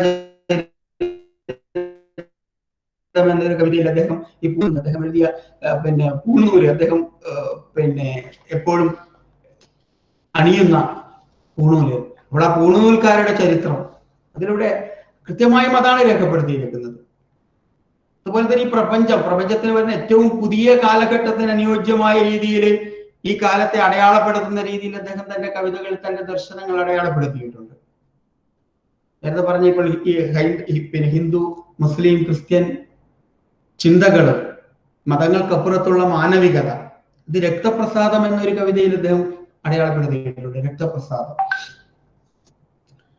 അതിൽ പറഞ്ഞിരിക്കുന്നത് ഹിന്ദുവോ മുസൽമാനോ ക്രിസ്ത്യനോ ചിന്തി വിശ്വാസാന്ധകാരത്തിൽ ദേവാലയ സോപാനത്തോളം പൊന്തിയ നര രക്തസാഗരം തോണിക്കൊമ്പിൽ മന്ത്രിയോ പുലർച്ചയ്ക്കു വന്നതു പൂജാരിയോ ആരുമാവട്ടെ ദേവൻ സൂക്ഷ്മദർശിനി കൊണ്ട ചോരതൻ അണിയസ്സുവരെയും നിരീക്ഷിച്ചു. അക്ഷമം തോണിക്കുള്ളിൽ അമരും ജിജ്ഞാസുക്കൾ അക്ഷയ സഹസ്രനാമങ്ങളാൽ വിളിച്ചിട്ടും ഒടുവിൽ പകലുളി മങ്ങവേ എഴുന്നേറ്റു നെടുവേർപ്പിട്ടു ദേവൻ ആഗതരന്വേഷിച്ചു. നിം തിരുവടിക്കിപ്പോൾ അറിയാം മരിച്ചതു ഹിന്ദുവോ മുസൽമാനോ കൂടുതൽ ക്രിസ്ത്യാനിയോ. ആരാണോ മരിച്ചത്? ഹിന്ദു ആണോ, മുസൽമാനാണോ, ക്രിസ്ത്യാനിയാണോ മരിച്ചത് എന്ന് ദേവനോട് ചോദിക്കുകയാണ്. ഇത് ചോദിക്കുന്നത് കവി തന്നെയാണ്. എന്നാൽ ദേവൻ മറുപടി പറയുന്നത് ഇങ്ങനെയാണ്: അവരാരെയും കണ്ടെത്തിയില്ല ഞാൻ, അവരാരെയും കണ്ടെത്തിയില്ല ഞാൻ. ഹിന്ദുവിനെയും മുസൽമാനെയും ക്രിസ്ത്യാനിയെയും കണ്ടെത്തുവാൻ എനിക്ക് കഴിഞ്ഞിട്ടില്ല. പിന്നെയോ ഇവിടെ കണ്ടേ എയും ബിയും ഓയും മാത്രം. അവിടെയാണ് നമ്മുടെ രക്തം. എ ഗ്രൂപ്പും ബി ഗ്രൂപ്പും ഒ ഗ്രൂപ്പും ഒക്കെയാണല്ലോ നമ്മുടെ രക്തം. അവിടെ ക്രിസ്ത്യന്റെ രക്തമെന്നോ ഹിന്ദുവിന്റെ രക്തമെന്നോ മുസൽമാന്റെ രക്തമെന്നോ ഒന്നും കാണുവാൻ തനിക്ക് കഴിഞ്ഞിട്ടില്ല എന്നൊരു കവി പറയുമ്പോൾ നമ്മൾ എന്ത് വിശ്വസിക്കണം? ആ കവിയുടെ ദർശനത്തെ, ആ കവിയുടെ കാഴ്ചപ്പാടിനെ. ആ മാനവികതയാണ്, ആ മനുഷ്യ സ്നേഹമാണ്, ആ ആർദ്രതയാണ്, ആ നന്മയാണ്, ആ ഹൃദയവിശുദ്ധിയാണ്, നിലാവിന് സമാനമായ ആ നിഷ്കളങ്കതയാണ് അക്കിത്തത്തിന്റെ കവിത എന്ന് നമുക്ക് കാണാൻ സാധിക്കും. കാലത്തെ ഏറ്റവും കൃത്യമായിട്ട് അടയാളപ്പെടുത്തുവാൻ നമ്മുടെ കാലഘട്ടം, ആ കാലഘട്ടത്തെ അത്ര ഇതം നാമ എന്ന അദ്ദേഹത്തിന്റെ കവിതയില് പരിസ്ഥിതിയുമായി ബന്ധിപ്പിച്ചുകൊണ്ട് പാരിസ്ഥിതിക വിഷയങ്ങൾ ചർച്ച ചെയ്യുന്നതിന് വേണ്ടിയിട്ട് അദ്ദേഹം തന്റെ കവിതയെ ഉപയോഗപ്പെടുത്തിയിട്ടുണ്ട്. ഈ യജ്ഞത്തിൽ അവസാനമായിട്ട് ഉപയോഗിക്കുന്ന സുപ്രധാനമായിട്ടുള്ള ഒരു മന്ത്രമാണ് ഇതം നമമ. ഇത് എനിക്ക് വേണ്ടിയല്ല എന്നതാണ്. നമ്മൾ ഈ ജീവിതത്തിൽ ഭൂമിയിൽ വരികയും ഒരു തിരിച്ചു പോവുകയും ഒക്കെ തന്നെ ചെയ്യും. ആ ജീവിതത്തിന്റെ ഇതെല്ലാം ഇട്ടെറിഞ്ഞ് പോകുമ്പോൾ ഈ പ്രപഞ്ചം അതേപോലെ തന്നെ ചിരിച്ചുകൊണ്ട് ഇവിടെ നിൽക്കും. നമ്മൾ ഇവിടെ പറയുമ്പോഴും പ്രപഞ്ചം, പ്രകൃതി, ഭൂമി ഇതുപോലെ തന്നെ ഏറ്റവും മനോഹരമായി ചിരിച്ചുകൊണ്ട് നിൽക്കണം. അതാണ് ദർശനം. അപ്പോൾ ആ ദർശനം തന്നെയാണ് ഈ യജ്ഞങ്ങളിലൊക്കെ ഉപയോഗിക്കുന്ന ഈ ഇതം നമമ എന്ന പ്രയോഗത്തിലൂടെ മുന്നോട്ടേക്ക് വെക്കുന്നത്. ഇത് എനിക്ക് വേണ്ടിയല്ല, നമ്മൾ ചെയ്യുന്ന പ്രവർത്തികൾ നമുക്ക് വേണ്ടിയല്ല എന്നുള്ളത്. അതുകൊണ്ടാണ് ജനിക്കുന്നുമില്ല മരിക്കുന്നുമില്ല എന്ന് ഉപനിഷത്തുകൾ പറയുന്നത്. മനുഷ്യൻ ജനിക്കുന്നുമില്ല മരിക്കുന്നുമില്ല, പിന്നെ പൂരണം ചെയ്യുക മാത്രമാണ് ചെയ്യുന്നത് പ്രപഞ്ചത്തെ. ഈ പ്രകൃതിയെ, ഈ ഭൂമിയെ നമ്മൾ ചെയ്യുന്നത് യഥാർത്ഥത്തിൽ എന്താണ്? ഒരു വിധത്തില് നമ്മൾ പൂരിപ്പിക്കുവാൻ വേണ്ടി ശ്രമിക്കുക മാത്രമാണ് ചെയ്യുന്നത്. അത് സ്നേഹം കൊണ്ടായിരിക്കണം ആ പൂരിപ്പിക്കൽ. അപ്പോൾ ഈ പ്രകൃതി, വൃക്ഷലതാദികളൊക്കെ തന്നെ നിറഞ്ഞു നിൽക്കുന്ന ഈ പ്രകൃതി, ആ പ്രകൃതിയിലെ പാരിസ്ഥിതിക പ്രശ്നങ്ങളെ കുറിച്ച് അദ്ദേഹം ചർച്ച ചെയ്തിട്ടുണ്ട്. ഇതം നമമ എന്ന കവിതയിൽ ഈ പാരിസ്ഥിതിക പ്രശ്നമാണ് അദ്ദേഹം മുന്നോട്ടേക്ക് വെച്ചിരുന്നത് എന്ന് കാണാൻ കഴിയും. പ്രാണവായു നമുക്കേകും കാട്ടുവൃക്ഷങ്ങൾ അത്രയും കോടാലിക്കൊത്തിൽ വീണ് അശ്രുക്കറ പോലും ഉണങ്ങവേ. അട്ടപ്പാടി പ്രദേശങ്ങൾ ഫുട്ബോൾ ഗ്രൗണ്ടായ ശേഷവും വന്നെത്തുന്നു തെക്കു പടിഞ്ഞാറൻ കാറ്റിന്റെ തേരൊലി. തേരിനുള്ളിലിരിക്കുന്നു മഴ പെയ്യ്ക്കും ഇന്ദ്രനോ, ഇവർ മണ്ണിൽ പുഷ്പഫല വിത്തിറക്കും വസന്തനോ. അപ്പോൾ പ്രകൃതിയെ മനുഷ്യൻ തന്റെ കോടാലി കൊണ്ട് അറുത്ത് മുറിച്ച് മരുഭൂമിയാക്കുന്നതിനെ അദ്ദേഹം കൃത്യമായിട്ടും ഇതം നമമ എന്ന കവിതയില് പറയുന്നുണ്ട്. അട്ടപ്പാടിയിലെ നമുക്കറിയാവുന്ന കാര്യമാണ്. ഒരു കാലഘട്ടത്തില് ഈ പാരിസ്ഥിതിക പ്രശ്നങ്ങൾ, കുന്തിപ്പുഴയുടെ ആ തീരങ്ങളെ മുഴുവൻ തന്നെ മരുഭൂമിയാക്കുന്ന മനുഷ്യന്റെ കോടാലി കൈകൾക്കെതിരെ നമുക്കറിയാം. സൗദികുമാരി ടീച്ചറൊക്കെ ഏറ്റവും ശക്തമായി പശ്ചിമഘട്ടം മുതലായ കവിതകളിൽ അവതരിപ്പിച്ച ആ ദർശനങ്ങൾ, അത് എനിക്ക് വേണ്ടിയല്ല എന്ന ആശയവുമായിട്ട് ഈ ഭൂമിയുടെ നിലനിൽപ്പിന്റെ പാരിസ്ഥിതിക ചിന്തയെ മനുഷ്യർക്ക് വിവേകത്തിന്റെ ഭാഷയിൽ പകർന്നു തന്ന കവിതകൾ അക്കിത്തത്തിൻ്റെതായിട്ട് ഉണ്ട്.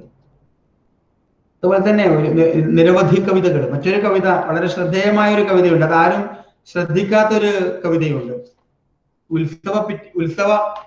ഉത്സവവുമായി ബന്ധിപ്പിച്ചുകൊണ്ടുള്ള ഒരു കവിത. അപ്പോൾ ആ കവിതയിൽ അദ്ദേഹം പറഞ്ഞിരിക്കുന്നത്, നമ്മളൊക്കെ നമ്മുടെ ജീവിതം, നമ്മളെല്ലാവരും ശ്രദ്ധിക്കപ്പെടുന്ന ഒരു ജീവിതമാകണമെന്ന് ആഗ്രഹിക്കുന്നവരാണ് നമ്മൾ. അപ്പോൾ ശ്രദ്ധിക്കപ്പെടുന്ന ആ ജീവിതം, ആനപ്പുറത്തിങ്ങനെ കയറി വിലസുന്ന നമ്മുടെ ജീവിതം. എന്നാൽ ഇത് ആരും കാണുന്നില്ല. നമ്മൾ ശ്രദ്ധിക്കണം. കണ്ടാലും കണ്ടില്ല എന്ന് നടിക്കുന്ന ഒരു ലോകമാണ് നമുക്ക് ചുറ്റുമുള്ളത്. വളരെ നർമ്മബുദ്ധിയോടുകൂടി, നർമ്മബോധത്തോടു കൂടിയിട്ട് അക്കിത്തം അവതരിപ്പിച്ച ഒരു കവിത ചൊല്ലാം. ഉത്സവപ്പിറ്റേന്ന്. ആനപ്പുറത്തു ഞാൻ കേറിയിരുന്നതു കണ്ടവരുണ്ടോ, കണ്ടവരുണ്ടോ. ആനപ്പുറത്തു ഞാൻ കേറിയിരുന്നതു കണ്ടവരുണ്ടോ, കണ്ടവരുണ്ടോ. ആനപ്പുറത്തു നീ കേറിയിരുന്നതു കണ്ടവരില്ല, കണ്ടവരില്ല. നമ്മുടെ വിചാരം നമ്മൾ കാണുന്നുണ്ടെന്നാണ്. ആനയുടെ മുകളിൽ പുറത്തിങ്ങനെ ഞെളിഞ്ഞിരിക്കുമ്പോൾ നമ്മളെല്ലാവരും ശ്രദ്ധിക്കുന്നുണ്ട്. ഞാൻ തന്നെയാണ് ഇവിടെ ഉയരത്തിൽ എന്ന് ചിന്തിക്കുന്നവരാണ്. എന്നാൽ ആനപ്പുറത്തു നീ കേറിയിരുന്നതു കണ്ടവരില്ല, കണ്ടവരില്ല. കോലം ചുമന്നു ഞാൻ മുൻപിലിരുന്നതു കണ്ടവരുണ്ടോ കണ്ടവരുണ്ടോ? കോലം ചുമന്നു ഞാൻ മുമ്പിലിരുന്നതു കണ്ടവരുണ്ടോ കണ്ടവരുണ്ടോ? കോലം ചുമന്നു നീ മുമ്പിലിരുന്നതു കണ്ടവരില്ല കണ്ടവരില്ല. വളരെ ലളിതമായിട്ടാണൊരു ജീവിത തത്വത്തെ അദ്ദേഹം അവതരിപ്പിക്കുന്നത്. കോലം ചുമന്നിട്ട് ആനപ്പുറത്തിരിക്കുന്നത് കാണുന്നില്ല, ആരും കണ്ടിട്ടില്ല. കൊറ്റക്കുടയും പിടിച്ചു ഞാൻ വാണതു കണ്ടവരുണ്ടോ കണ്ടവരുണ്ടോ? കൊറ്റക്കുടയും പിടിച്ചു ഞാൻ വാണതു കണ്ടവരുണ്ടോ കണ്ടവരുണ്ടോ? കൊറ്റക്കുടയും പിടിച്ചു നീ വാണതു കണ്ടവരില്ല കണ്ടവരില്ല. ആലവട്ടങ്ങൾ ഞാൻ നീട്ടിപ്പിടിച്ചു കണ്ടവരുണ്ടോ കണ്ടവരുണ്ടോ? ആലവട്ടങ്ങൾ ഞാൻ നീട്ടിപ്പിടിച്ചതു കണ്ടവരുണ്ടോ കണ്ടവരുണ്ടോ? ആലവട്ടങ്ങൾ നീ നീട്ടിപ്പിടിച്ചതു കണ്ടവരില്ല കണ്ടവരില്ല. വെഞ്ചാമരങ്ങൾ ഞാൻ വീശിക്കൊടുത്തതു കണ്ടവരുണ്ടോ കണ്ടവരുണ്ടോ? വെഞ്ചാമരം വീശിക്കൊടുക്കുക അല്ലെ? നമുക്ക് ഒരുപാട് ആശയങ്ങളെ മറ്റുള്ളവർക്കുള്ള സഹായമായിട്ടോ നന്മയായിട്ടോ ഒക്കെ കാണാം. അപ്പോൾ അങ്ങനെ വെഞ്ചാമരങ്ങൾ വീശിക്കൊടുത്തത് കണ്ടിട്ടുണ്ടോ? ഞാൻ വീശിക്കൊടുത്തത് കണ്ടിട്ടുണ്ടോ? വെഞ്ചാമരങ്ങൾ ഞാൻ വീശിക്കൊടുത്തതു കണ്ടവരുണ്ടോ കണ്ടവരുണ്ടോ? വെഞ്ചാമരങ്ങൾ നീ വീശിക്കൊടുത്തതും കണ്ടവരില്ല കണ്ടവരില്ല. അവസാനമാണ് കവി ഒരു ചോദ്യം ചോദിക്കുന്നത്. അതെന്താണ്? മൂക്കും കുത്തി ഞാൻ കീഴ്പോട്ടുരുണ്ടതു കണ്ടവരില്ലേ കണ്ടവരില്ലേ? മൂക്കും കുത്തി ഞാൻ കീഴ്പോട്ടുരുണ്ടതു കണ്ടവരില്ലേ കണ്ടവരില്ലേ? അതിനെന്തായിരിക്കും മറുപടി? മൂക്കും കുത്തി നീ കീഴ്പോട്ടുരുണ്ടതു കണ്ടവരുണ്ടേ കണ്ടവരുണ്ടേ?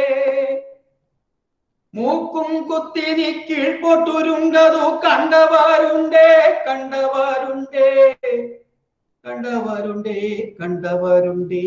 അതേ കാണുള്ളൂ. എപ്പോഴാണോ നമുക്ക് പതനം സംഭവിക്കുന്നത്, വീഴ്ച സംഭവിക്കുന്നത്, ഒരുപക്ഷെ തെറ്റ് സംഭവിക്കുന്നത്, നിർഭാഗ്യവശാൽ ആ തെറ്റുകൾ മാത്രം നോക്കിക്കാണുന്ന കപടമായ ഒരു ലോകത്തിന്റെ സദാചാര ബോധത്തിന് നേരെയുള്ള കല്ലേറാണ് യഥാർത്ഥത്തിൽ ഈ കവിത, ക്രിസോഫിറ്റൻ എന്ന കവിത. നമ്മുടെ ചുറ്റിലും നോക്കുമ്പോൾ, ചുറ്റിലും കാണുമ്പോൾ നമുക്കറിയാം, നമുക്ക് ഓരോരുത്തർക്കും വ്യക്തിപരമായിട്ട് എടുത്തു പറയുവാനുണ്ടാകും. നമ്മളുടെ നന്മയെ, സ്നേഹത്തെ അതൊന്നും നോക്കിക്കാണുവാനല്ല ലോകം ഉണ്ടാവുക. നമ്മൾ ആനപ്പുറത്ത് കയറിയിരിക്കുന്നത് കാണാൻ ആളുണ്ടാവുകയില്ല, കോലം ചുമന്നു നിൽക്കുന്നത് കാണാൻ ആളുണ്ടാവുകയില്ല, ഒറ്റക്കുട പിടിക്കുന്നത്, വെഞ്ചാമരം വീശുന്നത് കാണാൻ ആളുണ്ടാവുകയില്ല. എപ്പോഴാണോ മൂക്കും കുത്തി വീഴുന്നത് അത് കാണുവാൻ കാത്തിരിക്കുന്ന ഒരു സമൂഹത്തിന്റെ വ്യാജ ലോകത്തില്, കപട ലോകത്തിലാണ് നമ്മൾ ഉള്ളത്. ഇതാണ് അക്കിത്തം. അതാണ് അക്കിത്തം മുമ്പോട്ടേക്ക് വെക്കുന്ന ദർശനങ്ങൾ, കാവ്യദർശനങ്ങൾ. 20-ാം നൂറ്റാണ്ടിൽ ഒരു കവിയെ യഥാർത്ഥത്തിൽ നമ്മൾ നോക്കിക്കാണുമ്പോൾ, ആ കവിയുടെ ദർശനങ്ങളെ നോക്കിക്കാണുമ്പോൾ അവരെങ്ങനെ ജീവിതത്തെ നോക്കിക്കാണുന്നു, ജീവിതത്തിന് ചുറ്റുമുള്ള കാര്യങ്ങൾ നോക്കിക്കാണുന്നു എന്നതൊക്കെ തന്നെ വളരെ പ്രധാനപ്പെട്ട ഒരു കാര്യം ആണ്. അപ്പോൾ ആ ലോകത്തെ, നമ്മുടെ ചുറ്റിലുമുള്ള ലോകം, ആ ലോകത്തെ മുഴുവൻ തന്നെ ഏറ്റവും ശ്രദ്ധയോടുകൂടി നോക്കിക്കണ്ട, അതിൽ ഏറ്റവും നന്മ വിതയ്ക്കണമെന്ന് ആഗ്രഹിച്ച ഒരു കവിയായിരുന്നു കൃത്യമായും അക്കിത്തം എന്ന് കാണാൻ കഴിയും. ഒരുപാട് കൊച്ചു കവിതകൾ അദ്ദേഹം എഴുതിയിട്ടുണ്ട്, ചെറിയ ചെറിയ കവിതകൾ അദ്ദേഹം എഴുതിയിട്ടുണ്ട്. ആ ചെറിയ കവിതകളിലും ഒക്കെ നിറഞ്ഞു നിൽക്കുന്നത് ഒരു ചെറിയ ആൽവിത്തില് ഒരു മഹാവൃക്ഷം ഒളിച്ചിരിക്കുന്നു എന്ന് പറയുന്നത് പോലെ തന്നെ അതിലൊക്കെ തന്നെ നമ്മുടെ ഋഷിപ്രോക്തമായ സംസ്കാരത്തിന്റെ, മാനവികത എന്ന ലക്ഷ്യം മുന്നിൽ കാണുന്ന ഒരു സംസ്കാരത്തിന്റെ ഒരു ചലനങ്ങൾ തന്നെയാണ് എന്ന് കാണാൻ കഴിയും. ഒരു റെഡ് ഇന്ത്യൻ സ്വപ്നം എന്നൊരു കവിതയുണ്ട് അദ്ദേഹത്തിന്റെ. 4 വരി ഞാൻ ചൊല്ലാം, ഇത്രയേ ഉള്ളൂ അത്. അമ്പരന്നു ഞാൻ വാഷിംഗ്ടണിലെ കനേഡിയൻ എംബസിയിൽ വെച്ചൊരു സൗവർണ കളേബരൻ. അമ്പരന്നു ഞാൻ. വാഷിംഗ്ടണിലെ കനേഡിയൻ എംബസിയിൽ വെച്ച് ഒരു സൗവർണ കളേബരൻ ഹിന്ദുവോ ഭവാൻ എന്നു ചോദിക്കേ ചൊന്നേൻ പെട്ടെന്ന്, ഇന്ത്യയിൽ ജനിച്ചവൻ തന്നെ ഞാൻ നിസന്ദേഹം. അമേരിക്കയിൽ വാഷിംഗ്ടണിലെ കനേഡിയൻ എംബസിയിൽ വെച്ചിട്ട് ഒരാൾ ചോദിക്കുകയാണ്, കവിയോട് ചോദിക്കുകയാണ്, താങ്കൾ ഹിന്ദുവാണോ എന്ന്. ഇന്നിപ്പോൾ ആ ചോദ്യത്തിന് അർത്ഥം എന്താണ്? എന്നാൽ കവി പറയുന്നത് ഇങ്ങനെയാണ്: ഹിന്ദുവോ ഭവാൻ എന്നു ചോദിക്കെ ചൊന്നേൻ പെട്ടെന്ന്. ആരാണ് ഹിന്ദു? ഹിന്ദു എന്ന വാക്കിന്റെ അർത്ഥം എന്ത് എന്ന വ്യാഖ്യാനമാണ് കവി നൽകുന്നത്. ഇന്ത്യയിൽ ജനിച്ചവൻ തന്നെ ഞാൻ നിസന്ദേഹം. അദ്ദേഹത്തെ ആ ചോദ്യം കേട്ടപ്പോൾ തന്നെ അവൻ ഇന്ത്യയിൽ ജനിച്ചതാണ് എന്ന് എനിക്ക് മനസ്സിലായി എന്ന് കവി പറയുന്നു. പിന്നീടാണ്: ചിരിച്ചിട്ടൽപ്പം കൂടി ചേർന്നുരുമ്മി എൻ കാതിൽ പറഞ്ഞാൻ, ചിലിയിൽ നിന്നെത്തിയ കൃഷിക്കാരൻ ഇന്ത്യക്കാരുടെ പുരാതനമം പേരാവുന്നു ഹിന്ദു. അതാണ് ഹിന്ദു എന്ന് കേൾക്കുമ്പോൾ, ചോദിക്കുമ്പോൾ നമ്മൾ വിചാരിക്കും, എന്താണ് വിചാരിക്കുക? ഇന്ന് മറ്റൊരു മുഖമായിട്ട് മാറുകയാണ് പേരുകൾ പോലും. അപ്പോൾ അത്തരമൊരു ഘട്ടത്തില് ഹിന്ദുവും മുസൽമാനും ക്രിസ്ത്യാനിയും ഒക്കെ തന്നെ നിറഞ്ഞു നിൽക്കുന്ന ഈ ലോകത്തില് ഒരു ഒരു ചിലിയിലെ ഒരു കൃഷിക്കാരൻ, ആ കൃഷിക്കാരൻ അവന്റെ മുത്തച്ഛൻ അവന് പറഞ്ഞു കൊടുത്തിരുന്നത് ഹിന്ദു എന്ന് പറഞ്ഞു കഴിഞ്ഞാൽ ഇന്ത്യക്കാരുടെ പുരാതനമായ പേരാണ്. ഹിന്ദു എന്നുള്ളത് ഇന്ത്യക്കാരുടെ പുരാതനമായ ഒരു പേരാണ് എന്നാണ്.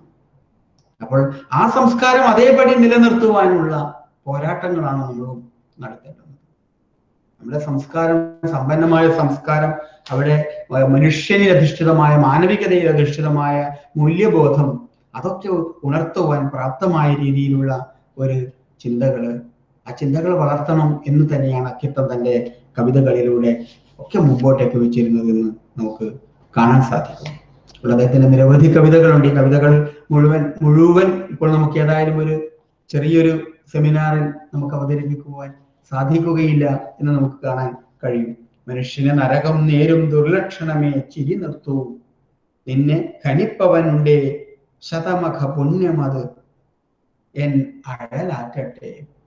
തൻ്റെ വേദനകളെല്ലാം തന്നെ ഇല്ലാതാക്കുവാൻ പ്രാപ്തമായ ഒരു മനുഷ്യ സ്നേഹത്തിന്റെ ലോകം. ഞാനൊരു പച്ച ശിശുവല്ലയോ പൂനുള്ളിക്കൊണ്ടലയാനും വിഡ്ഢിക്കോണക്കോടി മുറുക്കി തൊട്ടി കഴുത്തിലുടുക്കാനും. ഇങ്ങനെയൊക്കെ ജീവിതത്തെ, താൻ കാണുന്ന ജീവിതത്തെ, ലോകത്തെ വ്യാഖ്യാനിക്കുവാൻ ശ്രമിച്ച ഒരു കവിയായിരുന്നു അക്കിത്തം എന്നാണ് ഈ അവസരത്തിൽ എനിക്ക് പറയുവാനുള്ളത്. ഒരു കവിയെയും കവിതയെയും ഒക്കെ തന്നെ അവതരിപ്പിക്കുമ്പോൾ നോക്കിക്കാണുമ്പോൾ അവരുടെ മിക്ക കവിതകളും ഒന്ന് എടുത്തു വായിക്കുവാൻ വേണ്ടി നമ്മൾ ശ്രമിക്കേണ്ടതായിട്ടുണ്ട്. ആ വായനയിൽ എവിടെയെങ്കിലും എന്തെങ്കിലും അപാകതകൾ തോന്നുന്നുണ്ടെങ്കിൽ അത് പൂരിപ്പിക്കുവാനുള്ള ശ്രമവും അദ്ദേഹത്തിന്റെ കവിതയിൽ, അവരുടെ കവിതകളിൽ തന്നെ നിറഞ്ഞു നിൽക്കും എന്നും നമുക്ക് കാണാൻ പറ്റും. അതുകൊണ്ടാണ് നേരത്തെ പ്രമോദ് സാർ പറഞ്ഞത്, അരിവെപ്പോന്റെ തീയിൽ ചെന്ന് ഇയാമ്പാറ്റ പതിക്കയാൽ പിറ്റേന്ന് ഇടവഴിക്കുള്ളിൽ കാണുമോ ശിശു ശവങ്ങളെ. അപ്പോൾ ആ ഒരു അക്കിത്തത്തിന്റെ കാവ്യ ദർശനം, കവിതകളുടെ ദർശനം, കാഴ്ചപ്പാടുകൾ, ആ കാഴ്ചപ്പാടുകൾ തന്നെയാണ് അദ്ദേഹത്തിന്റെ ജീവിതം എന്ന് പറയാൻ പറ്റും. മറ്റെന്തു പറഞ്ഞാലും അതാണ്. മറ്റ് എന്തിനൊക്കെ കുറിച്ച് പറഞ്ഞു കഴിഞ്ഞാലും ഇതാണ് ദർശനങ്ങൾ എന്ന് നമുക്ക് നോക്കിക്കാണേണ്ടതുണ്ട്. ആ ദർശനങ്ങളെ നമ്മൾ മറന്നു പോകാൻ പാടില്ലാത്തതാണ് എന്നാണ് ഈ അവസരത്തിൽ എനിക്ക് പറയാനുള്ളത്. നമ്മളൊക്കെ തന്നെ വീട്ടിലിങ്ങനെ കെട്ടിയിടപ്പെട്ടിരിക്കുകയാണ്. അതുകൊണ്ടാണ് എനിക്കൊരു മുഖവും കാണാനില്ല ഇവിടെ. നിങ്ങളുടെ ഒരു ചിരിക്കുന്ന ഒരു ജൈവ മുഖമുണ്ടല്ലോ, ആ മുഖമൊന്നും കാണാൻ പറ്റാതെ ഇങ്ങനെ ഒരൊറ്റക്കിരുന്ന്, ഇതിന് പണ്ടൊക്കെ ഭ്രാന്ത് എന്നാണ് പറയാ അല്ലെ? നമ്മൾ ഒറ്റക്കിരുന്ന് സംസാരിക്കുമ്പോൾ അതിന് ഭ്രാന്ത് എന്നാണ് പറയാ. അപ്പോൾ ഇപ്പോൾ ഒരു ഭ്രാന്തമായ ലോകത്തിലാണ് ഇപ്പോൾ ഒരുപക്ഷെ നമ്മളുള്ളത്. ഒരുപക്ഷെ ഭ്രാന്തമായ ലോകത്തെ പിടിച്ചു നിർത്തിയിരിക്കുന്ന ഒരു കാലത്താണ് നമ്മൾ ഉള്ളത് എന്ന് നമുക്ക് കാണാൻ കഴിയും. ഇപ്പോൾ കോവിഡിന്റെ ഒരു ഭീതിതമായ കെട്ടിയിടല് നമ്മളൊക്കെ സർഗാത്മകമായിട്ടാണ് ഇതിനെയൊക്കെ നേരിടുന്നത് എന്ന് കാണാൻ കഴിയും. നമുക്ക് സർഗാത്മകത കൊണ്ട് മാത്രമേ ഇത്തരം കാലഘട്ടത്തെ അതിജീവിക്കുവാൻ സാധിക്കുകയുള്ളൂ. ആ സർഗാത്മകത അത് കവിതയാകട്ടെ, പിന്നെ കഥകളാകട്ടെ, വായനയാകട്ടെ, പ്രകൃതി നിരീക്ഷണമാകട്ടെ, എന്തായാലും അത്തരത്തിലുള്ള ഒരു സർഗാത്മകമായ പ്രവർത്തനങ്ങളിലൂടെ മാത്രമേ നമുക്ക് ഈ പുതിയ കാലഘട്ടത്തെ ഈ കോവിഡ് കാലഘട്ടത്തെ നമുക്ക് അതിജീവിക്കുവാനൊക്കെ കഴിയുകയുള്ളൂ. അപ്പോൾ കോവിഡ് കാലഘട്ടത്തിൽ ഞാൻ നിർത്തുകയാണ്. ഞാൻ കൂടുതൽ ഇനി അക്കിത്തത്തെ കുറിച്ച് പറയുന്നില്ല എന്ന് പറയാനാണ് പോകുന്നത്. കൂടുതൽ വായിക്കുക. അക്കിത്തം എന്ന മഹാകവി ഒരുപക്ഷെ നമ്മുടെ കാവ്യ പാരമ്പര്യത്തിന്റെ ആശാനും ഉള്ളൂരും വള്ളത്തോളും ഒക്കെ തന്നെ കഴിഞ്ഞാൽ അവരുടെ കാവ്യ പാരമ്പര്യത്തിന് ശേഷം വന്ന പിയും ജിയും ശ്രീയും ഒക്കെ ഉള്ള ഒരു കാവ്യ പാരമ്പര്യം, ആ കാവ്യ പാരമ്പര്യത്തിന്റെ ഒക്കെ ഏറ്റവും ശക്തമായ കവിതയാണ്. ഒരു വെള്ളാമ്പൽ പൊയ്കയല്ല ജീവിതത്തിന്റെ കടലെ കവിതയ്ക്കു ഞങ്ങൾക്കും അഷ്ടിപ്പാത്രം എന്ന് പാടിയ വൈലോപ്പിള്ളിയും, ഇടയ്ക്ക് കണ്ണീര് ഉപ്പു പുരട്ടാതെ എന്തിനു ജീവിത പലഹാരം എന്ന് പാടിയ ഇടശ്ശേരിയും ഒക്കെയാണ് ആയിരുന്നു അദ്ദേഹത്തിന്റെ കാവ്യ ലോകത്തിന്റെ മുൻഗാമികൾ എന്ന് നമ്മൾ കാണേണ്ടതുണ്ട്. അതുകൊണ്ട് തന്നെയാണ് EMS അതുപോലെ തന്നെ AKGയും VT ഭട്ടതിരിപ്പാടും MRBയും ഒക്കെ തന്നെ മുമ്പോട്ടേക്ക് വെച്ചിരുന്ന സാമൂഹിക പരിഷ്കരണത്തിന്റെ പുതിയ പാഠങ്ങൾ, വലിയ പാഠങ്ങൾ, അത് അദ്ദേഹം ഉൾക്കൊള്ളുകയും ഒരു സമൂഹത്തിന്റെ ആ ഇരുട്ടിനെ ഒക്കെ മാറ്റി നിർത്തിക്കൊണ്ട് അടുക്കളയുടെ ചുമരുകളിൽ നിന്ന് ഒരു വലിയ നാലുകെട്ടുകളിൽ നിന്നൊക്കെ തന്നെ സ്ത്രീ ജന്മങ്ങളെ പോലും അവരെ അരങ്ങിലേക്ക് കൊണ്ടുവരുവാനുള്ള തീവ്രമായ ശ്രമം അദ്ദേഹം നടത്തിയിരുന്നത് എന്ന് നമുക്ക് കാണാൻ കഴിയും. അപ്പോൾ അക്കിത്തം എന്ന മഹാകവിയെ അദ്ദേഹം നമ്മളെ വിട്ടുപിരിഞ്ഞു എങ്കിലും അദ്ദേഹം പകർന്നു തന്നിരിക്കുന്ന ആശയങ്ങളുടെ, ആദർശങ്ങളുടെ നിലാവിൻ്റെ ഒരു പുഞ്ചിരി പോലെ കവിതകളായിട്ട് നമ്മുടെ മുന്നിലുണ്ട്. ആ കവിതകളൊക്കെ നമ്മൾ ഏറ്റുപാടുക, പുതിയ കാലത്തിന്റെ ഔഷധമാക്കി മാറ്റുവാനുള്ള ശ്രമം നടത്തുക എന്നതാണ് അക്കിത്തത്തെക്കുറിച്ച് എനിക്കിവിടെ സൂചിപ്പിക്കുവാനുള്ളത്. ഈ രോഗാതുരമായ, ഞാൻ നേരത്തെ തുടർന്ന് വന്നിരുന്നത്, രോഗാതുരമായ നമ്മുടെ ഈ കാലഘട്ടത്തെ സർഗാത്മകത കൊണ്ട് നേരിടുവാനുള്ള ശ്രമങ്ങൾ, പ്രത്യേകിച്ച് മുതിർന്ന കുട്ടികൾ എന്ന രീതിയിൽ, വിദ്യാർത്ഥികൾ എന്ന രീതിയിൽ നമ്മൾ ഏറ്റെടുക്കേണ്ടതുണ്ട്. നമ്മുടെ പ്രവർത്തനങ്ങൾ തന്നെയാണ് സർഗാത്മകത. ഇപ്പൊ പ്രളയം വരുമ്പോൾ പ്രളയത്തെ പറ്റി കവിത എഴുതുന്നതിന് പകരം ഒരു കൈത്താങ്ങാവുമ്പോഴാണ് അതാണ് മഹാകാവ്യമായിട്ട് മാറുക. അപ്പോൾ നമ്മുടെ പ്രവൃത്തി തന്നെയാണ് സർഗാത്മകത. ആ സർഗാത്മകതയിൽ അധിഷ്ഠിതമായ ഏറ്റവും സ്നേഹാർദ്രമായ ഒരു പ്രവർത്തനങ്ങൾ ഏറ്റെടുക്കുവാൻ നമുക്കൊക്കെ തന്നെ സാധിക്കണമെന്നാണ് പറയുന്നത്. ഈ കൊറോണയുടെ കാലഘട്ടത്തിൽ എനിക്ക് ഏറ്റവും ശ്രദ്ധേയമായി തോന്നിയൊരു കവിതയുണ്ട്. അത് പറയാതെ പോകുന്നത് ശരിയല്ല. ഏറ്റവും ഇഷ്ടപ്പെട്ട ഒരു കവിതയാണ്. നിങ്ങളുടെ പ്രിയപ്പെട്ട അധ്യാപകനായിരിക്കുന്ന ശ്രീ പ്രമോദ് സാറ്, അദ്ദേഹം എഴുതിയ ചില വിലാപ പാഠങ്ങൾ എന്ന കവിത. ഇത് ചൊല്ലണം എന്ന് എനിക്ക് തോന്നുന്നു വെറുതെ. കാരണം ഈ കൊറോണയിൽ ഒരുപാട് കവിതകൾ വന്നിട്ടുണ്ട്. കവിതയെക്കുറിച്ച് പറയുമ്പോഴും നമ്മൾ ഒരുപാട് കാര്യങ്ങൾ പറയാനുണ്ട്. അതൊക്കെ മറ്റൊരു അവസരത്തിൽ നിങ്ങളോടൊപ്പം പങ്കുവെക്കാം, നമുക്ക് സാധിക്കുമെന്ന് കരുതാം. കവിതകൾ ഈ കൊറോണയുടെ ഈ കാലഘട്ടത്തിൽ, ഇപ്പോൾ 5-8 മാസമായിട്ട് നീണ്ടുനിന്ന ഈ ഒരു ജീവിതത്തിൽ എല്ലാവരും സർഗാത്മകത കൊണ്ട് ഓരോ ചെറിയ വരികളോ ചെറിയ കഥകളോ കവിതകളോ ഒക്കെ ആയിട്ട് വരുന്നുണ്ട്. വലിയ കാര്യമാണ് അത്. അതിജീവനത്തിന്റെ ഒരു വലിയ പാഠവുമാണ്. പക്ഷെ നമുക്ക് പറയാതിരിക്കാൻ പറ്റില്ല, ഇതിൽ ഏറ്റവും അധികം പരിക്കു പറ്റിയ ഒരു സാഹിത്യ രൂപം കവിതയാണ്. അങ്ങനെ തന്നെ പറയാം. ഒരുപാട് പരിക്ക് പറ്റിയിട്ടുണ്ട് കവിതയ്ക്ക്. ഒരു കഥയോ അല്ലെങ്കിൽ ഒരു നോവലോ മറ്റ് സാഹിത്യ രൂപങ്ങളോ അതിന് അതിൻ്റെതായ കൃത്യമായ ഒരു ക്രാഫ്റ്റ് ഉണ്ട്. എന്നാൽ കവിത എന്ന് പറയുന്നത് എല്ലാവർക്കും കയറി വരാവുന്ന, എല്ലാവർക്കും ചെയ്യാവുന്ന, ഒരു ഗൃഹപാഠവും ഇല്ലാതെ നമുക്ക് നിർവഹിക്കാവുന്ന ഒരു എളുപ്പപ്പണിയാണ് എന്ന് ഉള്ള രീതിയിലുള്ള ഒരു ഇടപെടൽ, ഒരു രീതി എന്തോ അല്ലാതെ കടന്നു വന്നിട്ടുണ്ട്. മാറ്റണം, തിരുത്തേണ്ടതാണ്. കവിതയ്ക്ക് കവിതയുടേതായ ചില കൃത്യമായ രചനാ പദ്ധതികളുണ്ട്. നോവലിനുള്ളതുപോലെ, നാടകത്തിനുള്ളതുപോലെ, മറ്റേത് കലാസൃഷ്ടിക്കുമുള്ളതുപോലെ അതിൻ്റെതായ ഒരു ക്രാഫ്റ്റ് അത് കവിതയ്ക്കുമുണ്ട്. അപ്പോൾ ആ കവിത അത് താളമോ ഈണമോ പിന്നെ വൃത്തമോ അലങ്കാരമോ എന്നൊന്നും അല്ല, അതിലേക്കൊന്നും കെട്ടിയിടേണ്ടതായിട്ടില്ല. അത് ഉണ്ടായാൽ കവിത അല്ലാതാവുകയുമില്ല. ഏതായാലും ഈ കവിതയെ വളരെ ഗൗരവത്തോടു കൂടി കാണുന്ന ഒരു കവിയാണ് ശ്രീ പ്രമോദ് വെള്ളച്ചാൽ എന്ന് പറയുന്നത്. വളരെ സന്തോഷമുണ്ട്. ഈ കോവിഡ് കാലത്ത് അദ്ദേഹത്തിന് എഴുതിയ ഒരു കവിത ഞാൻ ഒന്ന് ചൊല്ലുകയാണ്. ചില വിലാപ പാഠങ്ങൾ.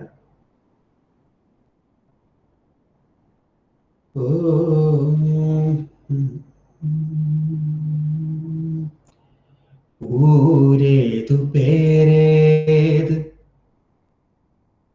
ഊരേതു പേരേതു ചോദിച്ചിടാതെ, നിറമേതു മണമേതു ചോദിച്ചിടാതെ, ഭൂഖണ്ഡമേതെന്നു തെല്ലുമേ തിരക്കാതെ, മതമുദ്രകൾ തൻ തായ് വേരു ചികയാതെ, മൃത്യുവിൻ നനുത്ത കരങ്ങൾ പതുക്കെ പതുക്കെ കണ്ഠനാളങ്ങളിൽ പിടിമുറുക്കും ജ്വരഭീതമീ കാലം. കണ്ണു പൊത്തിക്കരയുന്നു സൂര്യനും, ഹൃദയം മുറിഞ്ഞു പിടയുന്നു ഭൂമിയും. ഊരേതു പേരേതു ചോദിച്ചിടാതെ, നിറമേതു മണമേതു ചോദിച്ചിടാതെ, ഭൂഖണ്ഡമേതെന്നു തെല്ലുമേ തിരക്കാതെ, മതമുദ്രകൾ തൻ തായ് വേരു ചികയാതെ, മൃത്യുവിൻ അനുത്ത കരങ്ങൾ പതുക്കെ പതുക്കെ കണ്ഠനാളങ്ങളിൽ പിടിമുറുക്കും ജ്വരഭീതമിക്കാലം. കണ്ണുപൊത്തിക്കരയുന്നു സൂര്യനും, ഹൃദയം മുറിഞ്ഞു പിടയുന്നു ഭൂമിയും. കൃഷ്ണമണികളിൽ പതിയാതെ ചുറ്റിലും നീന്തുന്നു സൂക്ഷ്മരേണുക്കളാം രോഗപരാഗങ്ങൾ. ജാലക കമ്പിയിൽ മുഖം ചേർത്ത കലങ്ങളിൽ നോക്കി മൗനം വിഴുങ്ങുന്നു ചിറകറ്റ വാക്കുകൾ.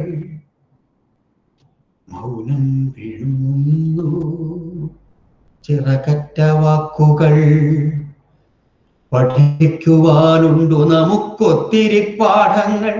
ജീവിതത്താളുകൾ മറിച്ചു മരണം നരകം രചിക്കുമീ ഘടികാരവീതിയിൽ.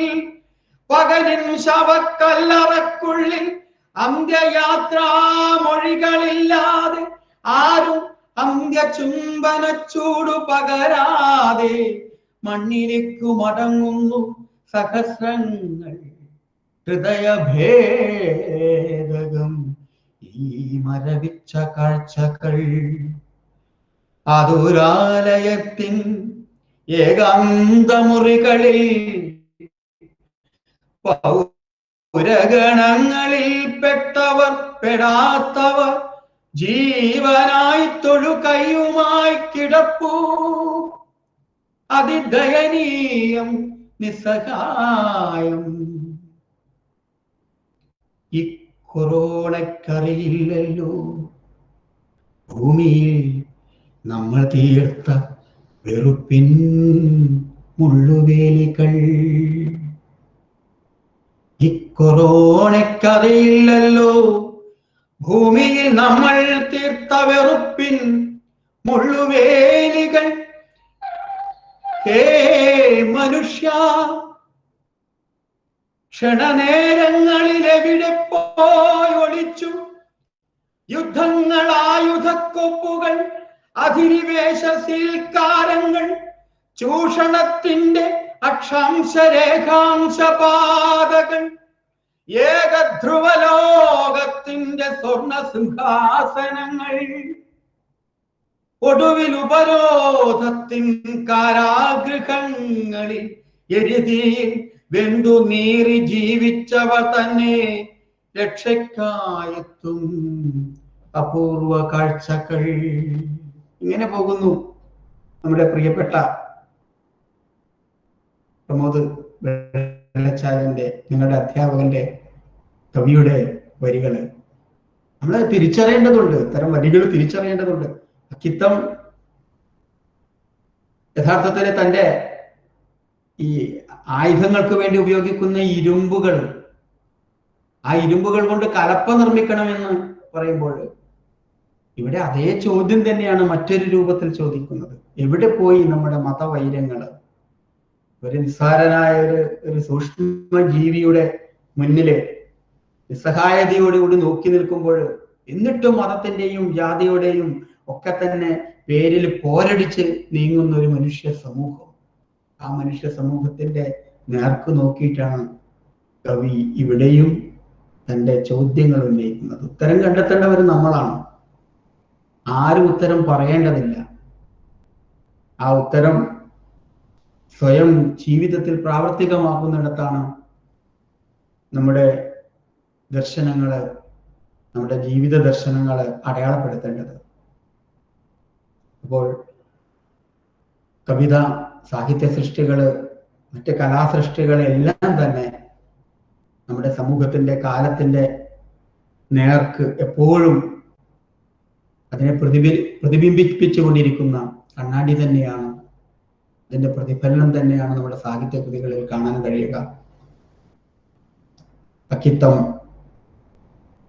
തുടങ്ങി വെച്ച തുടർന്നു കൊണ്ടുവന്നിരുന്ന ഒരു കാവ്യ പാരമ്പര്യം ഞാൻ നേരത്തെ സൂചിപ്പിച്ച ആശാൻ ഉള്ളൂർ വള്ളത്തോൾ, P.G. ശ്രീ, വയലാർ,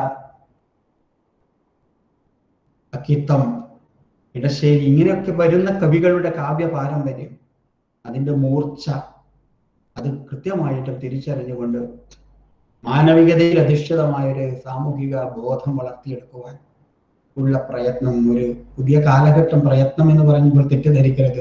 പുതിയ കാലഘട്ടത്തിൽ അതൊരു പക്ഷേ ഒരു യജ്ഞം ആയിത്തീരാം, പ്രയത്നമായിത്തീരാം.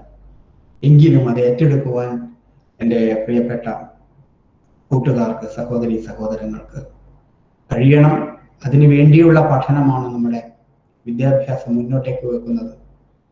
ആ ലക്ഷ്യത്തിലെത്തുവാൻ ഉള്ള കൃത്യമായ ഇടപെടലുകൾ നിങ്ങൾ ഓരോരുത്തരും നടത്തണം മാത്രം അഭ്യർത്ഥിക്കുകയാണ്. എല്ലാവർക്കും നമസ്കാരം.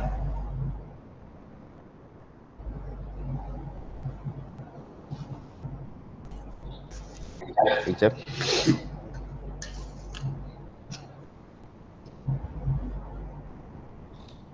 അജിത ടീച്ചർ,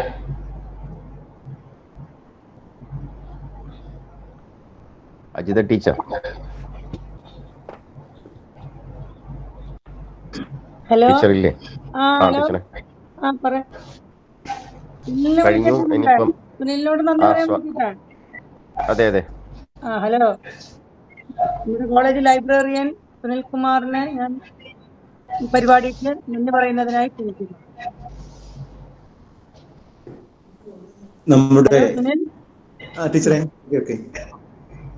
നമ്മുടെ ആരാധ്യനായ resource person doctor Prashanth Krishna sir പറഞ്ഞതുപോലെ നാം എല്ലാം ഒരു പ്രത്യേക കാലഘട്ടത്തിലൂടെയാണ് കടന്നു പോകുന്നത്.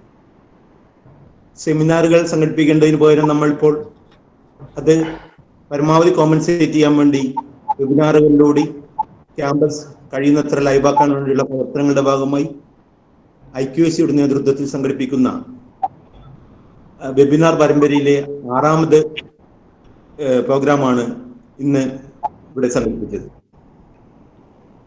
കവി, ഗാനരചയിതാവ്, ഗ്രന്ഥകാരൻ, മികച്ച അധ്യാപകൻ എന്ന നിലയിൽ ഏറ്റവും നല്ല റിസോഴ്സ് പേഴ്സൺ തന്നെയായ പ്രശാന്ത് കൃഷ്ണ സാർ അക്കിത്തത്തിന്റെ കവിതകളിലൂടെ ഏറ്റവും കാവ്യാത്മകമായി ഈ ക്ലാസ് നയിച്ചു.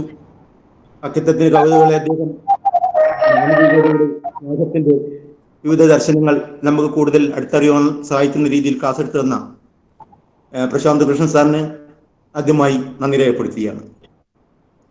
അടുത്തതായി ഈ പരിപാടിയുടെ ഔപചാരികമായ ഉദ്ഘാടനം നിർവഹിച്ച കോളേജിന്റെ എല്ലാ പരിപാടികൾക്കും നല്ല പരിപാടികൾക്കും നേതൃത്വം നൽകുന്ന നമ്മുടെ ബഹുമാനപ്പെട്ട പ്രിൻസിപ്പാൾ ഡോക്ടർ അജയ് ടീച്ചർക്കും IQAC വഴി ഈ പരിപാടിക്ക് എല്ലാം നേതൃത്വം നൽകുന്ന നമ്മുടെ ബഹുമാനായ സിൻഡിക്കേറ്റ് മെമ്പർ കൂടിയായ പ്രമോദ് സാറിനും ഈ പരിപാടിയിൽ പങ്കെടുത്ത എല്ലാ അധ്യാപകർക്കും, എല്ലാ സഹപ്രവർത്തകർക്കും, എല്ലാ വിദ്യാർത്ഥികൾക്കും നന്ദി രേഖപ്പെടുത്തിയാണ്. ഇനി കൂടുതലായി പ്രശാന്ത് കൃഷ്ണ സാറെ ക്ലാസ്സുകളൊക്കെ നമുക്ക് സംഘടിപ്പിക്കാൻ ഇനിയും കൂടുതൽ അവസരങ്ങൾ ഉണ്ടാവട്ടെ എന്ന് അദ്ദേഹത്തോട് തന്നെ ഒരു അഭ്യർത്ഥന നടത്തിക്കൊണ്ട് ഈ പരിപാടിയിൽ പങ്കെടുത്ത എല്ലാവർക്കും നന്ദി രേഖപ്പെടുത്തുകയാണ്. നന്ദി നന്ദി നന്ദി. അല്ല, ഒരു കാര്യം അവിടെ വിട്ടുപോയി. ആർക്കെങ്കിലും എന്തെങ്കിലും റെസ്പോൺസ് ഉണ്ടെങ്കിൽ അത് പറയാനുള്ള ഒരു അവസരം കൂടി ഉണ്ടായിരുന്നു. അപ്പോൾ നന്ദി പറയുന്നിടക്കായിരുന്നു ചെയ്യേണ്ടത്. എന്നാലും എന്തെങ്കിലും ഉണ്ടെങ്കിൽ മാഷ് അതുകൂടെ എന്തെങ്കിലും നിങ്ങൾക്ക് അതിൻ്റെ എന്ത് റെസ്പോൺസ് ഉണ്ടെങ്കിൽ അതും കൂടി ആവാമെന്നുള്ളതാണ്.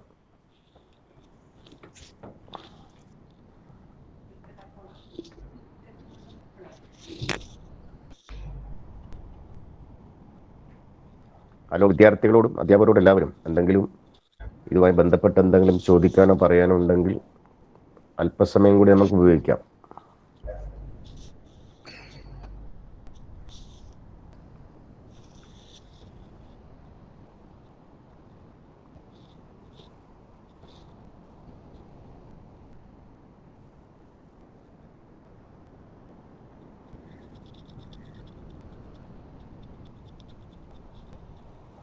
Hello, please respond.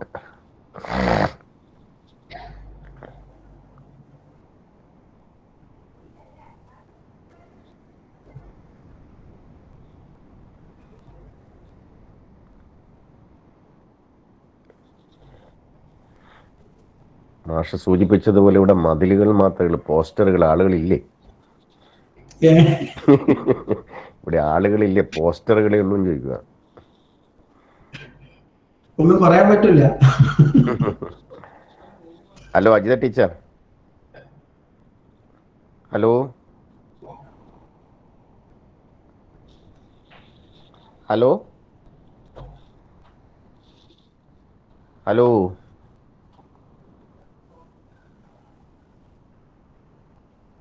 സുനിൽ,